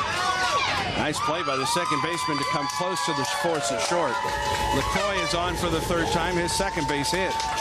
And now the bases are loaded. You know, it's the little things, Andy, that win baseball games, and I don't know whether we'll catch it on the camera or not, but Hunter Baggett was the second, and that was not a line drive. It was a soft over the shortstop second baseman's head. He went back to the second base bag. Didn't want to get doubled up, touched the bag, and then went on to third base. Great job of base running. Bases loaded for Tatum Barnes. And he swings and lifts one into left. Snelling is there to make the catch, and the runners will not advance. 2 outs in the inning. It's those little things, Andy, that go unnoticed quite often. They get noticed when they're not done correctly. You get doubled off here at second base, but little things like that you see a 10-year-old kid do, and you know that the Troy Parks and Rec folk are doing a good job of teaching their kids basic fundamentals. Here's Joey Dennison. He's driven home a couple runs. He's 1 for 3 on the afternoon. And fouls off the first pitch.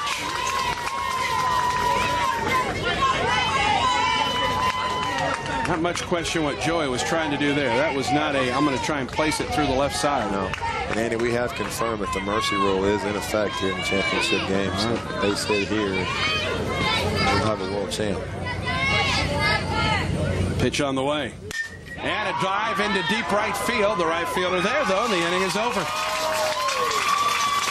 No runs, although Troy threatens here in the top of the 5th. 10-1, Troy leads the 2005 Dixie Youth World Series on CSS. To the bottom half of the 5th, Savannah, Tennessee trails by 9 as it comes to the plate. The 3, 4, and 5 hitters for Savannah against Troy, Alabama. The Tennessee State champs.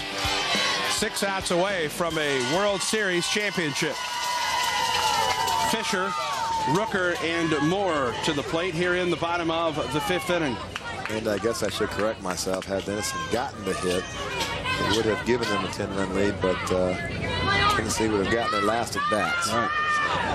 This Tennessee team beat Madison Heights, Virginia in the first round 10-0. Won against Florida 4-2 in the second. Beat Mississippi 3-2. Beat the host Auburn team 6-5 in 7 innings. Lost to South Carolina yesterday 8-4, and then came back and beat the same South Carolina team today 8-7. Here's Clint Fisher, and the first pitch he sees is outside. Fisher hitting .389 coming into this afternoon's action with a homer and 3 runs batted in, and he is just his second at bat. He's 1 for 1 with a single. Fisher swings and sends one into center, but LaCroix is there for the out. 1 down. And here is Dylan Rooker, the catcher. If you want to talk about pitching efficiency, Andy, you don't need to look too much further than Dickie. He's at 50 pitches now through 4 1/3. Rooker 1 for 1 on the day. First pitch to him is down and away. Difference in, or excuse me, there's a strike. Starting to see some clearing skies here in Auburn. Wow. Can't be, can it? Outside corner, strike 2. We say that sarcastically because it's just been raining throughout the whole week. 0-2. Rooker takes it outside, a ball and 2 strikes. This is just the second at bat for Rooker. He's the number 4 hitter in the order. The number 4 hitter for Savannah has already batted 3 times in this game. As Rooker sends one to left field for a base hit, he's 2 for 2. He got a fastball up in the eyes and turned it around. Yes, he did.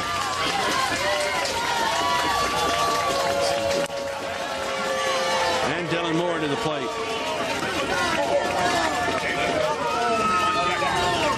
Dylan ending the first inning by grounding into a 6-3 double play. And hits it through the left side. There's a base hit. Dylan 2 for 2 on the afternoon. Or excuse me, 1 for 2 on the afternoon. And first and second with 1 out for Savannah. And here is the current pitcher, David Gobble. Just have to love the way Tennessee keeps coming at you. They're down by a bunch. They just keep coming. Gobble takes it high and outside.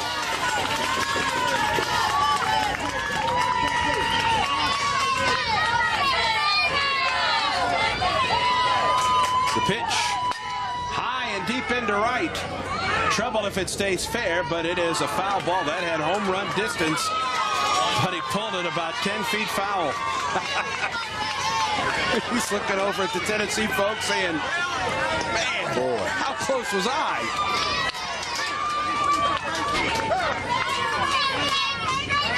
Time call, the ball came sailing back on the field. It's like we're in Wrigley. The opposing team hits one, they throw it back out on the field. Get that out of here. He's a good-looking left-handed hitter. Kind of has a young kid LaRoche for the Atlanta Braves. Kind of has a long looping swing like that. A lot of power. Nubs one at the plate. This will be trouble. Safe, and it gets away. A run's going to try and score. And he will. It's 10-2. Rooker home. Believe it's going to be a single and then a throwing error.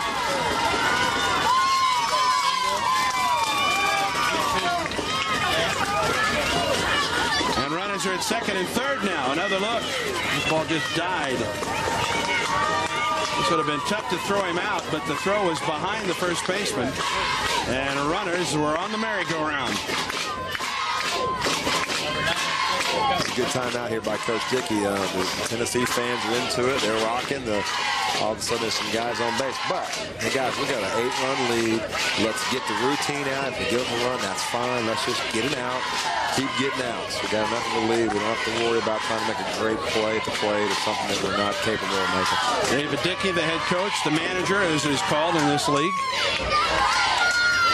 And here's Hunter Flippo. Hunter hitting .400 coming into today. Popped up to the left fielder in his first at bat. And he takes the first pitch outside. 1-0 the count. High ground ball knocked down by the pitcher. Dickie fields and throws to first. Not in time, and a run scores.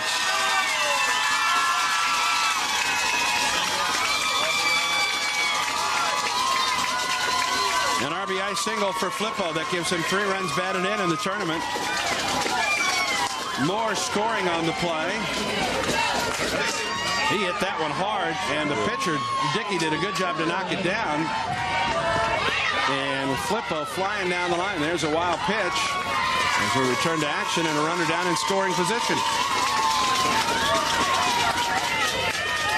So runners now at second and third as Flippo moves to second base on the wild pitch. It's a 10-3 game. Grounder left side. Nice play by the third baseman to first. In time, another run comes home. And a nice play by Dennison moving to his left and then making the strong throw to first. It's an RBI for Kendall Atkinson. A lot of third basemen on that play, Andy. They'll try and make the throw before their feet are planted. He did a great job to get his body turned, get his feet down, make a good accurate throw. 2 down in the inning now. Here's Cade Winborn. Gobble, by the way, scored on that ground out to third. And Flippo moved to third. 2 outs in the inning, a runner at third base. 1-0, swing and a fly ball into center. Base hit, another run home. Folks, this was not over by a long shot. It's 10-5. These guys have been challenged all week long. Andy, they don't have any clue they were down 10-1 to start that inning. I really don't think anybody but maybe the Troy side, and they knew what the score was because the Tennessee kids playing like it's 1-0. And a swing and a foul out of play from the top of the order, and Jordan Lambert. It's funny what momentum does for you because all of a sudden the Tennessee players looked a little tired last inning. They got a little spunk. Hop in their step. A little more adrenaline flowing through. Yep. That can overcome a lot of things. Lambert 1 for 2 and swings and misses. I think we can forget talk of that mercy rule for a while, don't you? Yeah, that's a good thing. We'll just put that one away. Absolutely. Bottom of the 5th, 10-5. Troy leads Savannah, Tennessee. And a swing and turned around on that one and sent it off the front of the Troy dugout. Troy, Alabama, Savannah, Tennessee in the championship game. AAA division of the Dixie Youth World Series. Bottom of the 5th, 2 outs and a runner at first. 4 runs home for Savannah, Tennessee, cutting the lead down to 5. And a chopper, first base side, foul ball, fielded there by Carroll.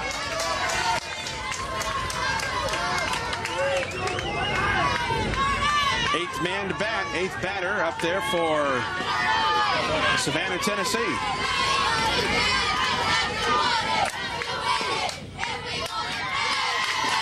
A ball and 2 strikes. You know, Dickie has given his dad and the Troy team everything they asked. He's given them actually more, I think. 4 2/3 innings. Done a great job. Rounder right side over Carroll's shoulder. Winborn will go to third base. First and third, 2 outs. Cade Smith coming to the plate. So, Andy, it presents an interesting question. Tatum Barnes has 1 inning remaining. He is their best pitcher. You got 1 1/3 innings that you have to complete here before you're crowned world champs with the lead.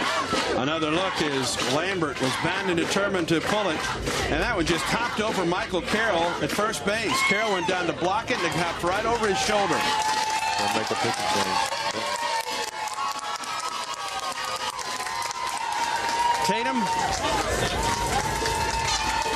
Robert Benton will come on and try and get the final out of the 5th. It's a 10-5 games. Runners at the corners for Savannah. 2 outs.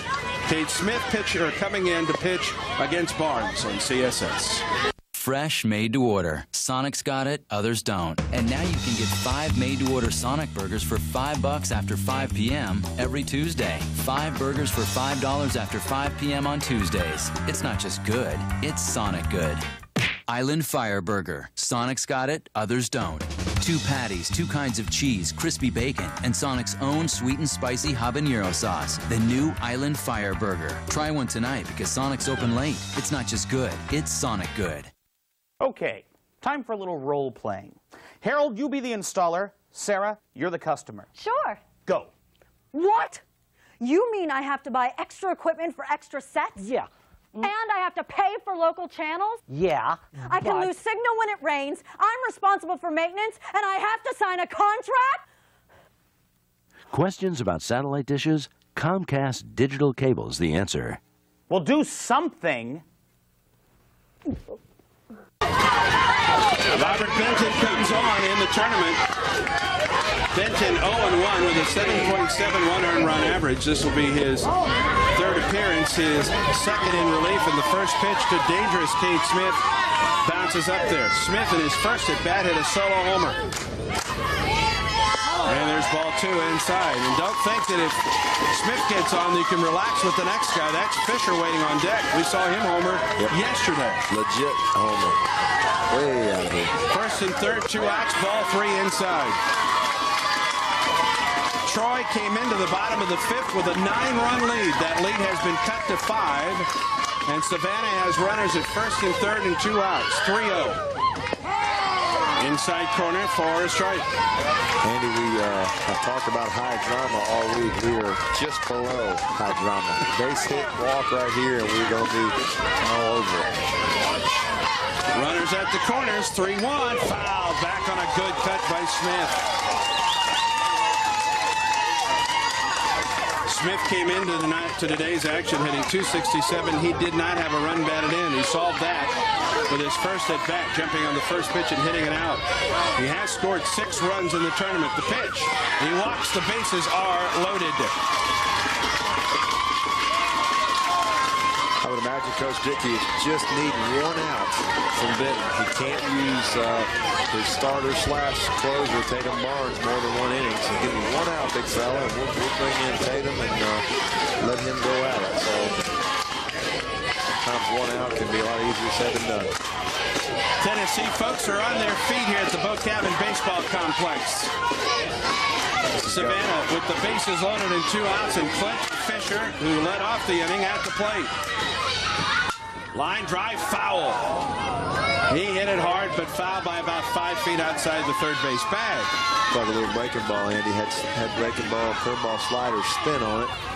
He left that one up over the plate. 2 down, and the base is loaded. Fisher on the day is 1 for 2. He's singled, and he's flied out to center. Got all the makings of an SEC championship game, Andy, the feeling of it. Ball 2 low, gets away. The runners will not advance. 1-1 to Fisher. Benton looking for 1 out. Somehow, some way, get 1 out, get back to the dugout, try to add to the lead. That lead has shrunk by 4 runs here in the bottom of the 5th. Dixie Youth plays 6-inning games. 1-1. High. 2-1 the count. Dylan Rooker, the catcher, waits on deck. He's 2 for 2 today. There's Big Dylan. Ball 3 gets away.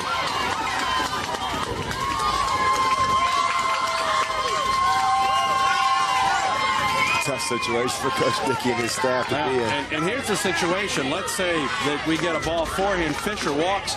The tying run comes to the plate. And Rooker has power. And you can't bring your closer in yet. He's standing out there at shortstop. I guess you could, but then you have to get 1 out at the end of the game.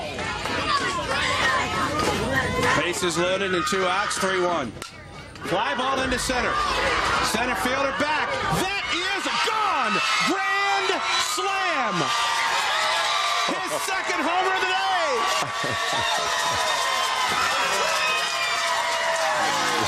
Cade Smith, grand salami.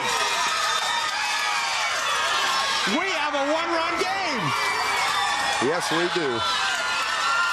Surprise, surprise. Or Clint Fisher, I'm sorry. Clint Fisher hit a home run yesterday. He has added a grand slam today. Holy cow. Another look. Folks, that's a bomb. That is a bomb to center. Clint Fisher with his second home run of the tournament. And it's 10-9 Troy. My goodness gracious. They've done it all week. They haven't been down this much, but Tennessee has shown the guts and the courage to do this all week long. Now, here's the good news. If you're Alabama, nobody's on base. You still have a one-run lead, and you do have your closer standing at shortstop. So now the pressure's off because there's not a guy at every base. Let's make a pitch. Let's get it out, and we'll come in and try and score something. Here's Dylan Rooker.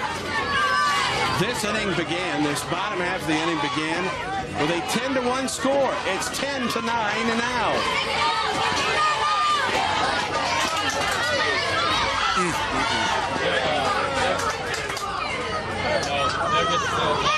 I think that Troy is going to appeal as to whether Clint Smith touched home plate. I'm almost positive. I saw him stomp all over the plate. With both feet. Yeah. Matter of fact, I think I saw the plate sink down about an inch when he did it. But Coach Dickey is out there instructing Robert Benton that when time is called back in, step back off the rubber and then throw home to appeal whether he stepped on the plate. Step off.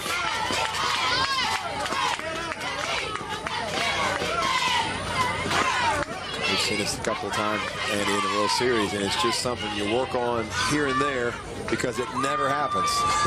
But then it does happen, and the players knowing what to do is I've seen this messed up in Major League games.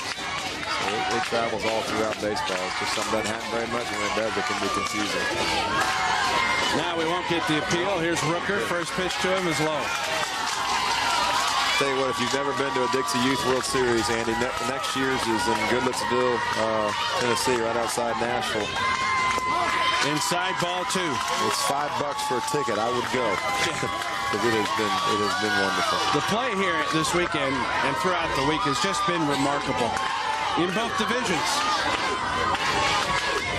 2-0. Rooker takes ball three.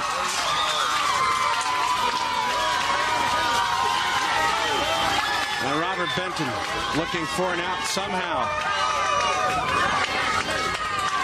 Pitch.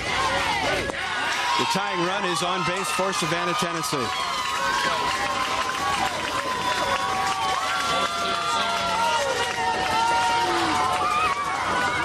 And Dan Atkinson, the manager, will, I think, pinch run for his catcher, Dylan Rooker, down at first. John Geyer is number 4. And Geyer will trot across and take Rooker's place at first base. There's Geyer representing the tying run for Savannah, Tennessee. Can you believe that? This is even with what we've seen this week, Mark. Got to tell you, this one, this has been a remarkable baseball game. A 10-1 lead for Troy, down to 10-9. And here's Dylan Moore. Moore, one of the hitting stars today for Savannah, Tennessee. He is 1 for 2 on the afternoon. Strike call. 1-1 the count. Hey, this 50th anniversary has been one to remember. 1-1. Round to the right side. To first, and Troy escapes the inning with the lead, but not before Savannah scores 8 runs on 7 hits and leaves a runner. We go to the 6th. Troy 10, Savannah 9 in the 2005 Dixie Youth World Series on CSS.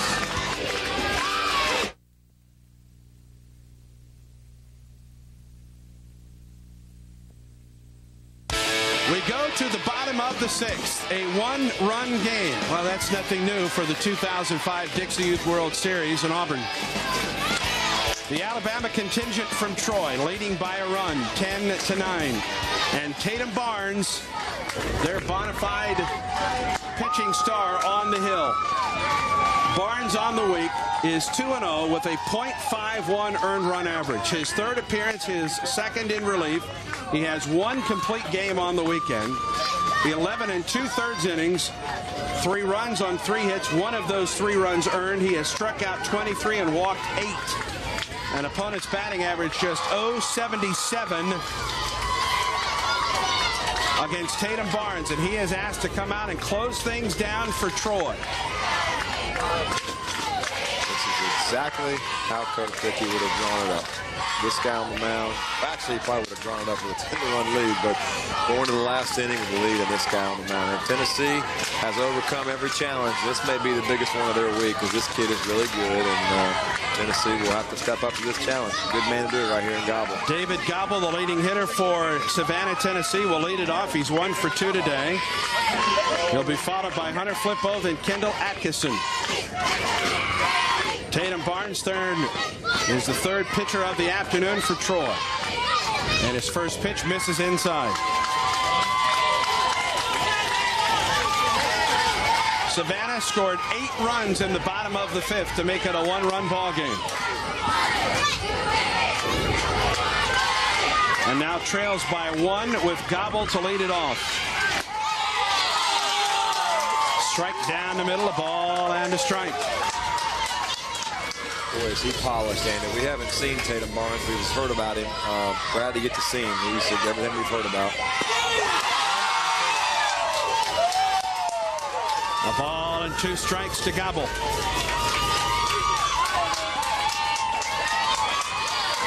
Cool customer. The 1-2.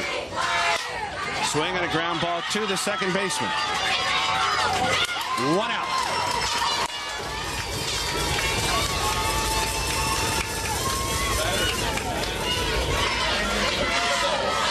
I think we've reached high drama.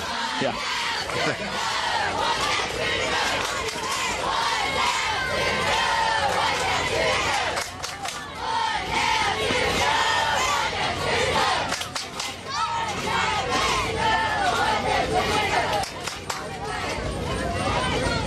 Dan Atkinson is the coach, the manager for Savannah.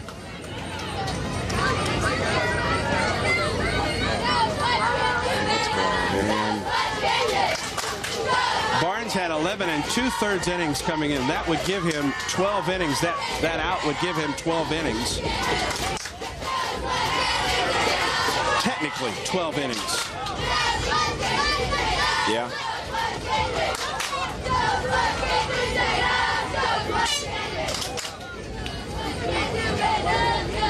Yeah. But I'm not sure it would break down into just thirds of an inning. And that's what I'm guessing that Dan Atkinson was asking about there. Maybe not. Maybe there's something else. Dixie Youth rules say, Andy, if you throw 1 pitch, you have thrown an inning. So that may be, it says 11.2 on the paper, but right. So he can pitch. I think the bottom line is he can pitch this entire inning. Yes. Here's Hunter Flippo, swing and a miss.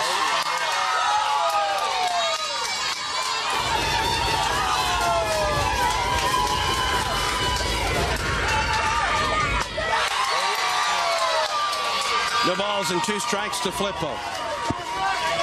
Well, I tell you, this is pretty arm action, pretty glove action. For those of you watching, this is a young man, even at 10, unless he is 9, to film on your tape and watch him, because he is smooth.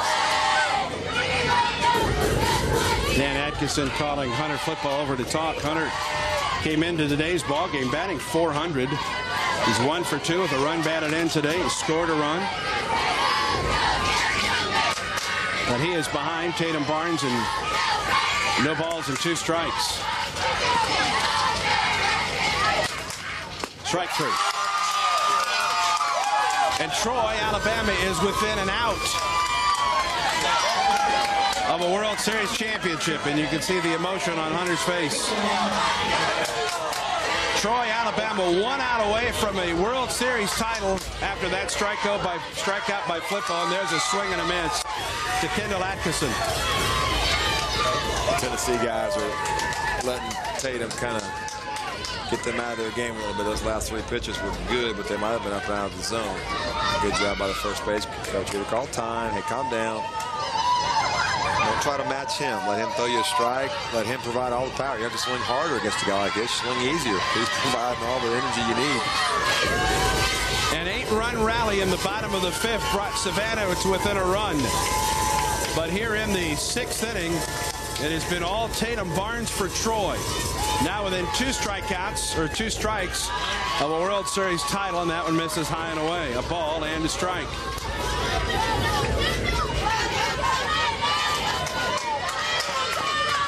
1-1. 2-1 the count. Excuse me, that was a strike. A ball and 2 strikes. Now a strike away from the championship.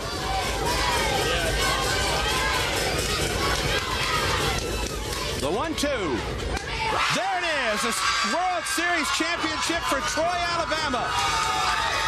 Tatum Barnes mobbed, and Troy has won the 2005 Dixie Youth World Series title. A 10-9 victory over Savannah, Tennessee. Let the celebration begin in Troy. Your AAA All-Stars are the World Series champions. Final score again. Troy, Alabama 10, Savannah, Tennessee 9. We'll be back to wrap up our broadcast from Auburn after this break on CSS. I'm Ashley Shehai. I'm Vicki Shehai. We were in a serious car accident. Ashley was in a coma for about 4 weeks. She had to relearn walking, talking, everything. Blue Cross was there for us. We were assigned a case manager. She told me that the mission statement is the right care at the right time. Insurance is a whole lot more than doctor visits and prescriptions. Blue Cross Blue Shield of Alabama helped us get our daughter back. I believe that this is a practical world. And that I can count Only on what I earn. Therefore, I believe in work. Hard work. I believe In education. I believe in honesty In truthfulness. I believe in a sound mind. In a sound body. and a spirit. That is not afraid. I believe in the human touch. I believe in my country. And because Auburn men And women believe in these things. I believe in Auburn. Believe in Auburn. Believe in Auburn. Believe in Auburn and love it. Bing. Please turn off all your cell phones and pagers. Bing. Hello. I'm out. Oh, drinks. Yeah. What are you having? I'll have a scotch on the rocks, please. Where are you headed? Shareholders meeting. Been there. Are you ready for the world's most affordable business class? At O'Brien Mitsubishi, we think you deserve more than a great price. That's why we offer you the guaranteed lowest price on Georgia's largest selection of new Mitsubishis. Plus, right now, you keep the rebate, take 0% financing. We'll give you free gas for a year and 3 years of maintenance at no additional charge. Plus, we'll buy your car, even if you don't buy ours. Best price, best selection, best service. That's the O'Brien experience. O'Brien Mitsubishi, I-285, Peachtree Industrial Boulevard. 10-9, Troy, Alabama edges Savannah, Tennessee to win the AAA Dixie Youth World Series Championship. 10 runs, 8 hits, and 2 errors for Troy. The 2005 AAA World Series title. Quite a game. It was an 8-run rally by Savannah that made it close. But Troy ekes out the victory. Congratulations, Troy, Alabama, the Dixie Youth World Series champions. For Mark Fuller, I'm Andy Bertram. So long from Auburn.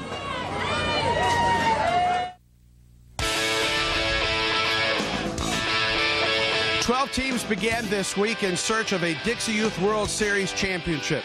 Now the field is down to 2. And tonight the championship will be decided between Lee County, Georgia and Wayne County, Tennessee. Welcome to the Bo Cabin Baseball Complex, Duck Sanford Park in Auburn, Alabama. With former Auburn University pitcher Mark Fuller, I'm Andy Bertram.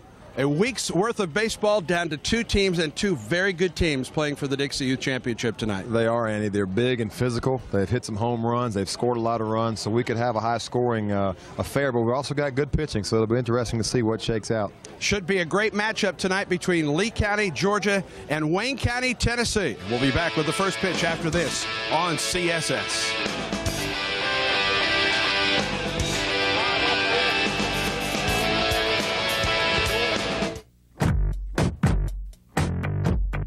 The owners of 40 million different cars in America all have one thing in common.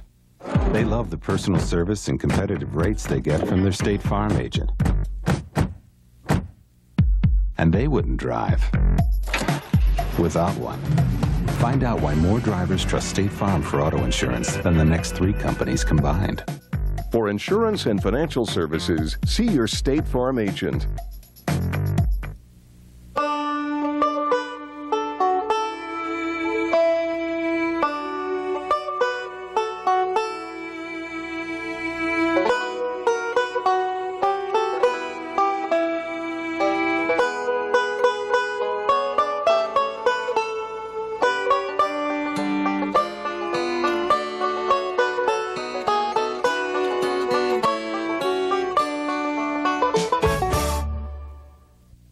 Fresh, made to order. Sonic's got it, others don't. And now you can get 5 made to order Sonic burgers for $5 after 5 p.m. every Tuesday. 5 burgers for $5 after 5 p.m. on Tuesdays. It's not just good, it's Sonic good. Island Fire Burger. Sonic's got it, others don't. 2 patties, 2 kinds of cheese, crispy bacon, and Sonic's own sweet and spicy habanero sauce. The new Island Fire Burger. Try one tonight because Sonic's open late. It's not just good, it's Sonic good.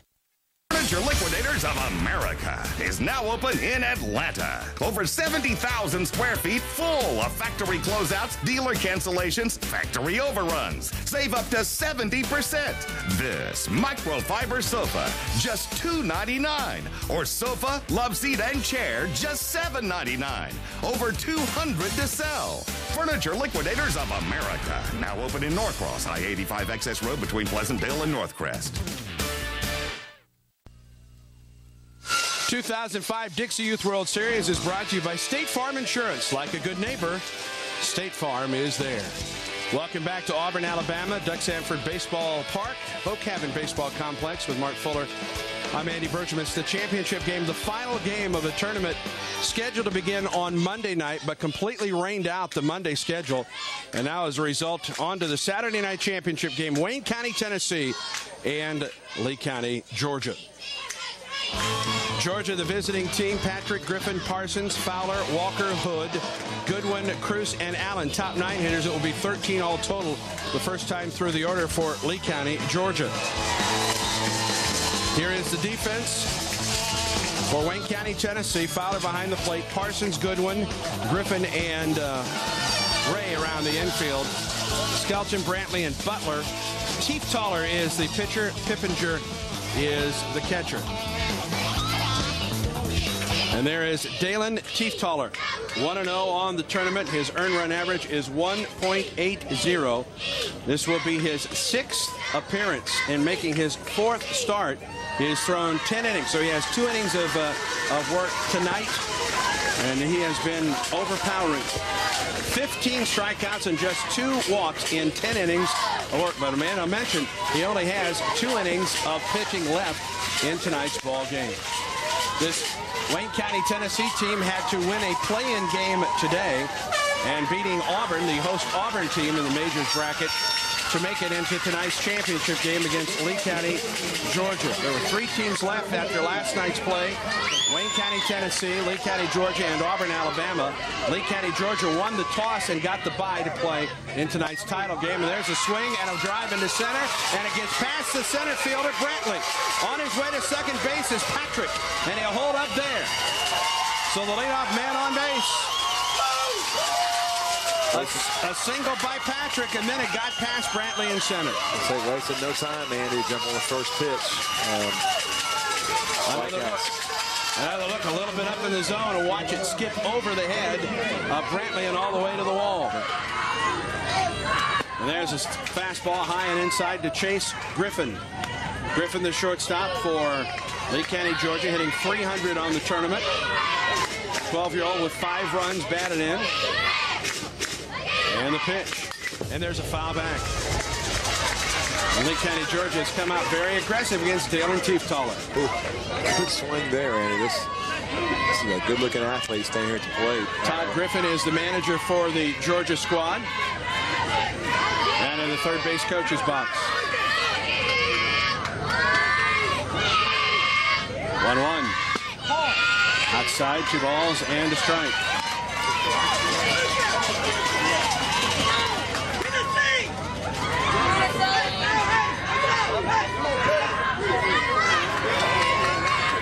Two and one to Griffin. A little bit up in the zone. Snap throw to second. Gets away. Patrick will try for third. The throw there, and he's safe, and it gets by him. At third base, and Patrick will stay put. A throwing error by the catcher. A couple of errors by Wayne County, Tennessee in this first inning. And Patrick down at third base. And a 3-1 count now to Chase Griffin.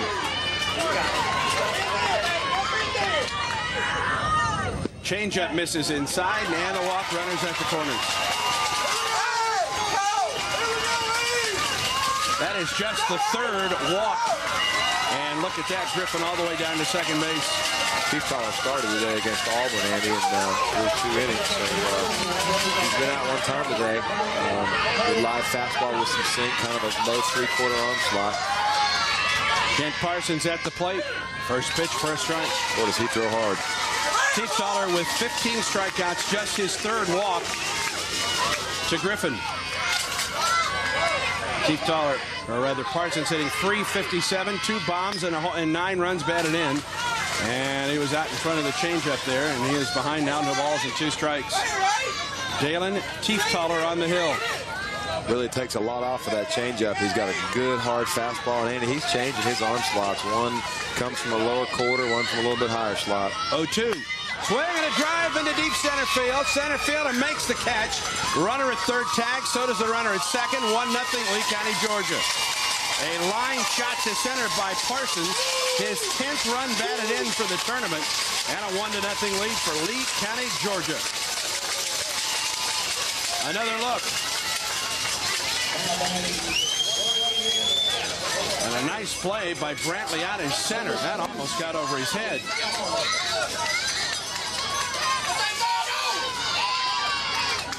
On the plate, Griffin went to second, and here's Michael Fowler, the catcher.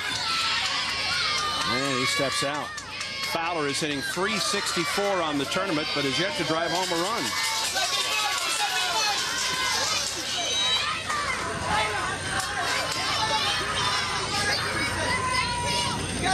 Going to make an appeal there on the runner that tagged from second and went to third. Andy, from where I'm sitting, and it's a long way away, I thought he left a little bit early. But what I think doesn't matter. Third base umpire called him safe. Second base umpire went out to center to make sure there was a catch, so that becomes the third base umpire's call. And then the home plate umpire is looking at third. Here's Fowler. Foul back. Hey, Andy, you and I have done the AAA games pretty much all week on radio and all over the internet. And one thing that jumps out at you immediately is the physical difference in those 9 and 10-year-olds. You're talking about a year and a half, 2 years difference, but it's tremendous, the size of these kids. 0-1 to Parsons. Popped it up, foul, and out of play. Fowler, rather, and he is behind, no balls and 2 strikes.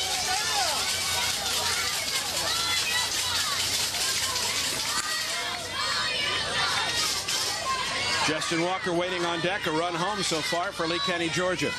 0-2. May have gone after ball 1 right there, and he fouled it back. Chief Tyler continuing to pound the strike zone up with 2 strikes. Great job by the hitter here just to continue to slap him foul and stay alive. 1 home and a runner at third, 1 out. Change up inside.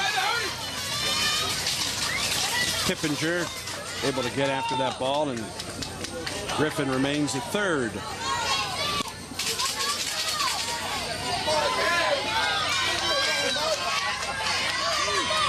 Pitch. Swing and a miss. Got it.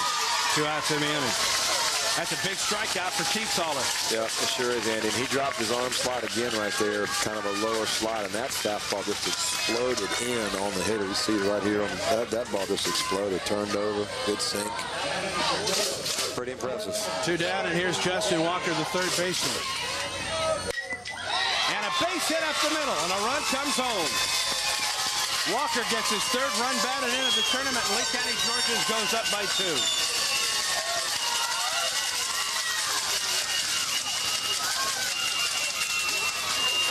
A solid single to center by Walker.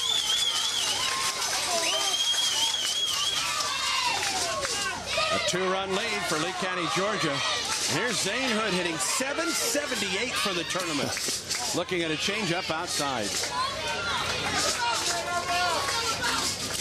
Hood has 3 homers and 6 runs batted in. And he is even close to the biggest kid out there in the field right now. Outside. 2 balls and no strikes to Hood.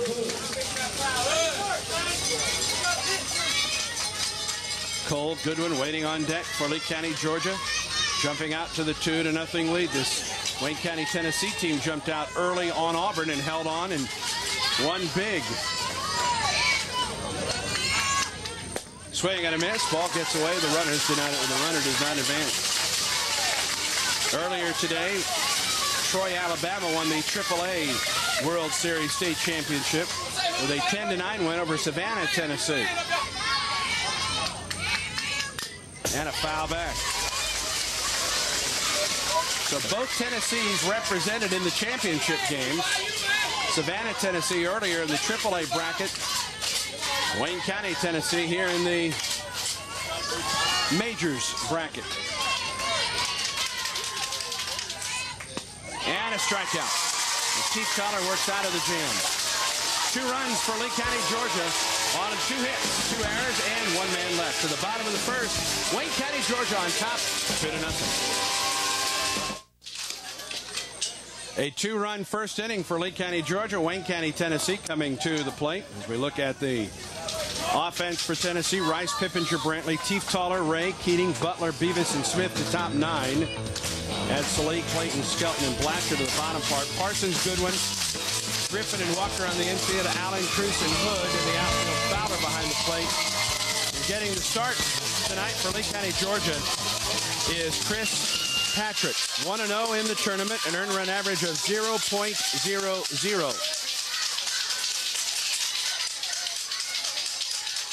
Patrick making his 4th appearance on the tournament, all in relief, so this will be his first start.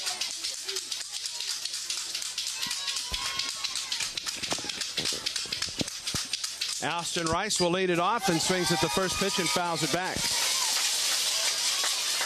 Rice hitting .353 in the tournament, no homers and 2 runs batted in.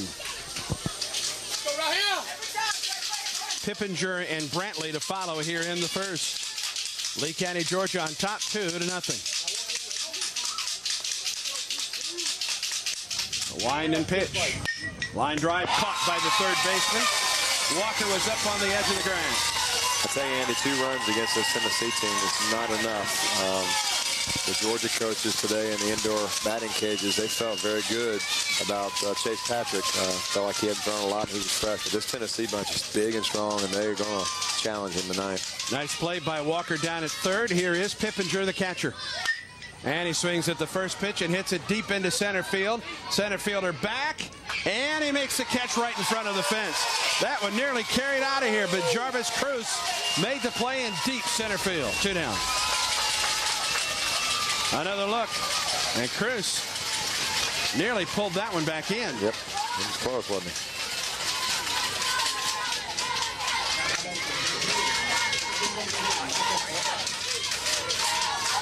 Two down in the inning. And here is Micah Brantley. First pitch, swing and a miss. Good breaking ball, Andy. Kind of a slurve slider, but it was short, quick, and late. Hitter sees it up in the zone, makes his move to swing, and the ball disappears out of the zone. 0-1 down the middle for a strike. Patrick came in with 3 in the third innings pitch. 6 strikeouts and 1 walk and no runs or hits. He's good to go for this ball game. 2 down in the inning and an 0-2 pitch coming to Micah Brantley. Took something off of that one, turned it over, back to the pitcher. 1-2-3, nothing across for Wayne County, Tennessee in the first. Our score after 1 complete. Lee County, Georgia 2, Wayne County, Tennessee nothing. The 2005 Dixie Youth World Series on CSS. I'm Ashley Shihai. I'm Vicki Shihai. We were in a serious car accident. Ashley was in a coma for about 4 weeks. She had to relearn walking, talking, everything. Blue Cross was there for us. We were assigned a case manager. She told me that the mission statement is the right care at the right time. Insurance is a whole lot more than doctor visits and prescriptions. Blue Cross Blue Shield of Alabama helped us get our daughter back. I believe that this is a practical world. And that I can count Only on what I earn. Therefore, I believe in work. hard work. I believe In education. I believe in honesty In truthfulness. I believe in a sound mind. In a sound body. and a spirit. That is not afraid. I believe in the human touch. I believe in my country. And because Auburn men And women believe in these things. I believe in Auburn. Believe in Auburn. Believe in Auburn. Believe in Auburn and love it. Some people have a sweet tooth. Ranch! Me? I've got a ranch tooth. Ranch? Ranch? Ranch! Ranch! I get these insane cravings for Wendy's Monterey Ranch sandwiches. Ranch, ranch, ranch. I mean, ranch, it's way out of control. Ranch, ranch. Tell your stupid ranch tooth to shut up! Ranch? Wendy's Monterey Ranch Chicken and Cheeseburger. Creamy ranch with bacon and Monterey Jack. Now for a limited time. Ranch. Do Wendy's. Do what tastes right. Okay, people, pop quiz time. Jack, your customer asks you about losing signal if it rains or snows. Respond. I tell them there's nothing like a good book on a lousy day. Good. Nancy? Why do I have to sign a contract for a year? Commitment builds character. Excellent. Sid, what if they complain about all the hassles? Try digital cable. Get out. Questions about satellite dishes? Comcast Digital Cable's the answer. Goodwin, Cruz, and Allen set to come to the plate for Lee County, Georgia in the bottom of the second. Lee County with 2 runs in the top of the first in the championship round of the 2005 Dixie Youth World Series. It's the golden anniversary of the Dixie Youth World Series. And that is Dalen Tieftaler, who, according to my count, will be working his final inning. This is the final inning that he can pitch in the tournament. And my numbers are correct. Andy made a comment there about Chase Patrick saying that Tennessee 2 runs might not be enough. Good pitching beats good hitting any day. So, you know, that may not be true. Chase Patrick looked pretty solid there in his first. A long way to go. But if he can continue to keep him off balance and throw that breaking ball, he's got a chance to hold this Tennessee team down. Dalen Tieftaler gave up 2 runs early and then was able to get a couple of strikeouts late in that first inning to keep it a 2-run inning. And here's Cole Goodwin looking for his first hit of the tournament. Second baseman for Georgia.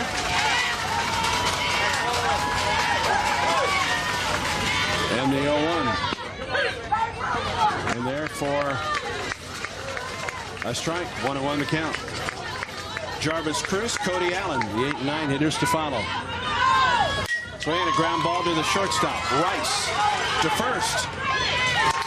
And time by a half step. Rice took his time getting the ball over there, and it almost cost him.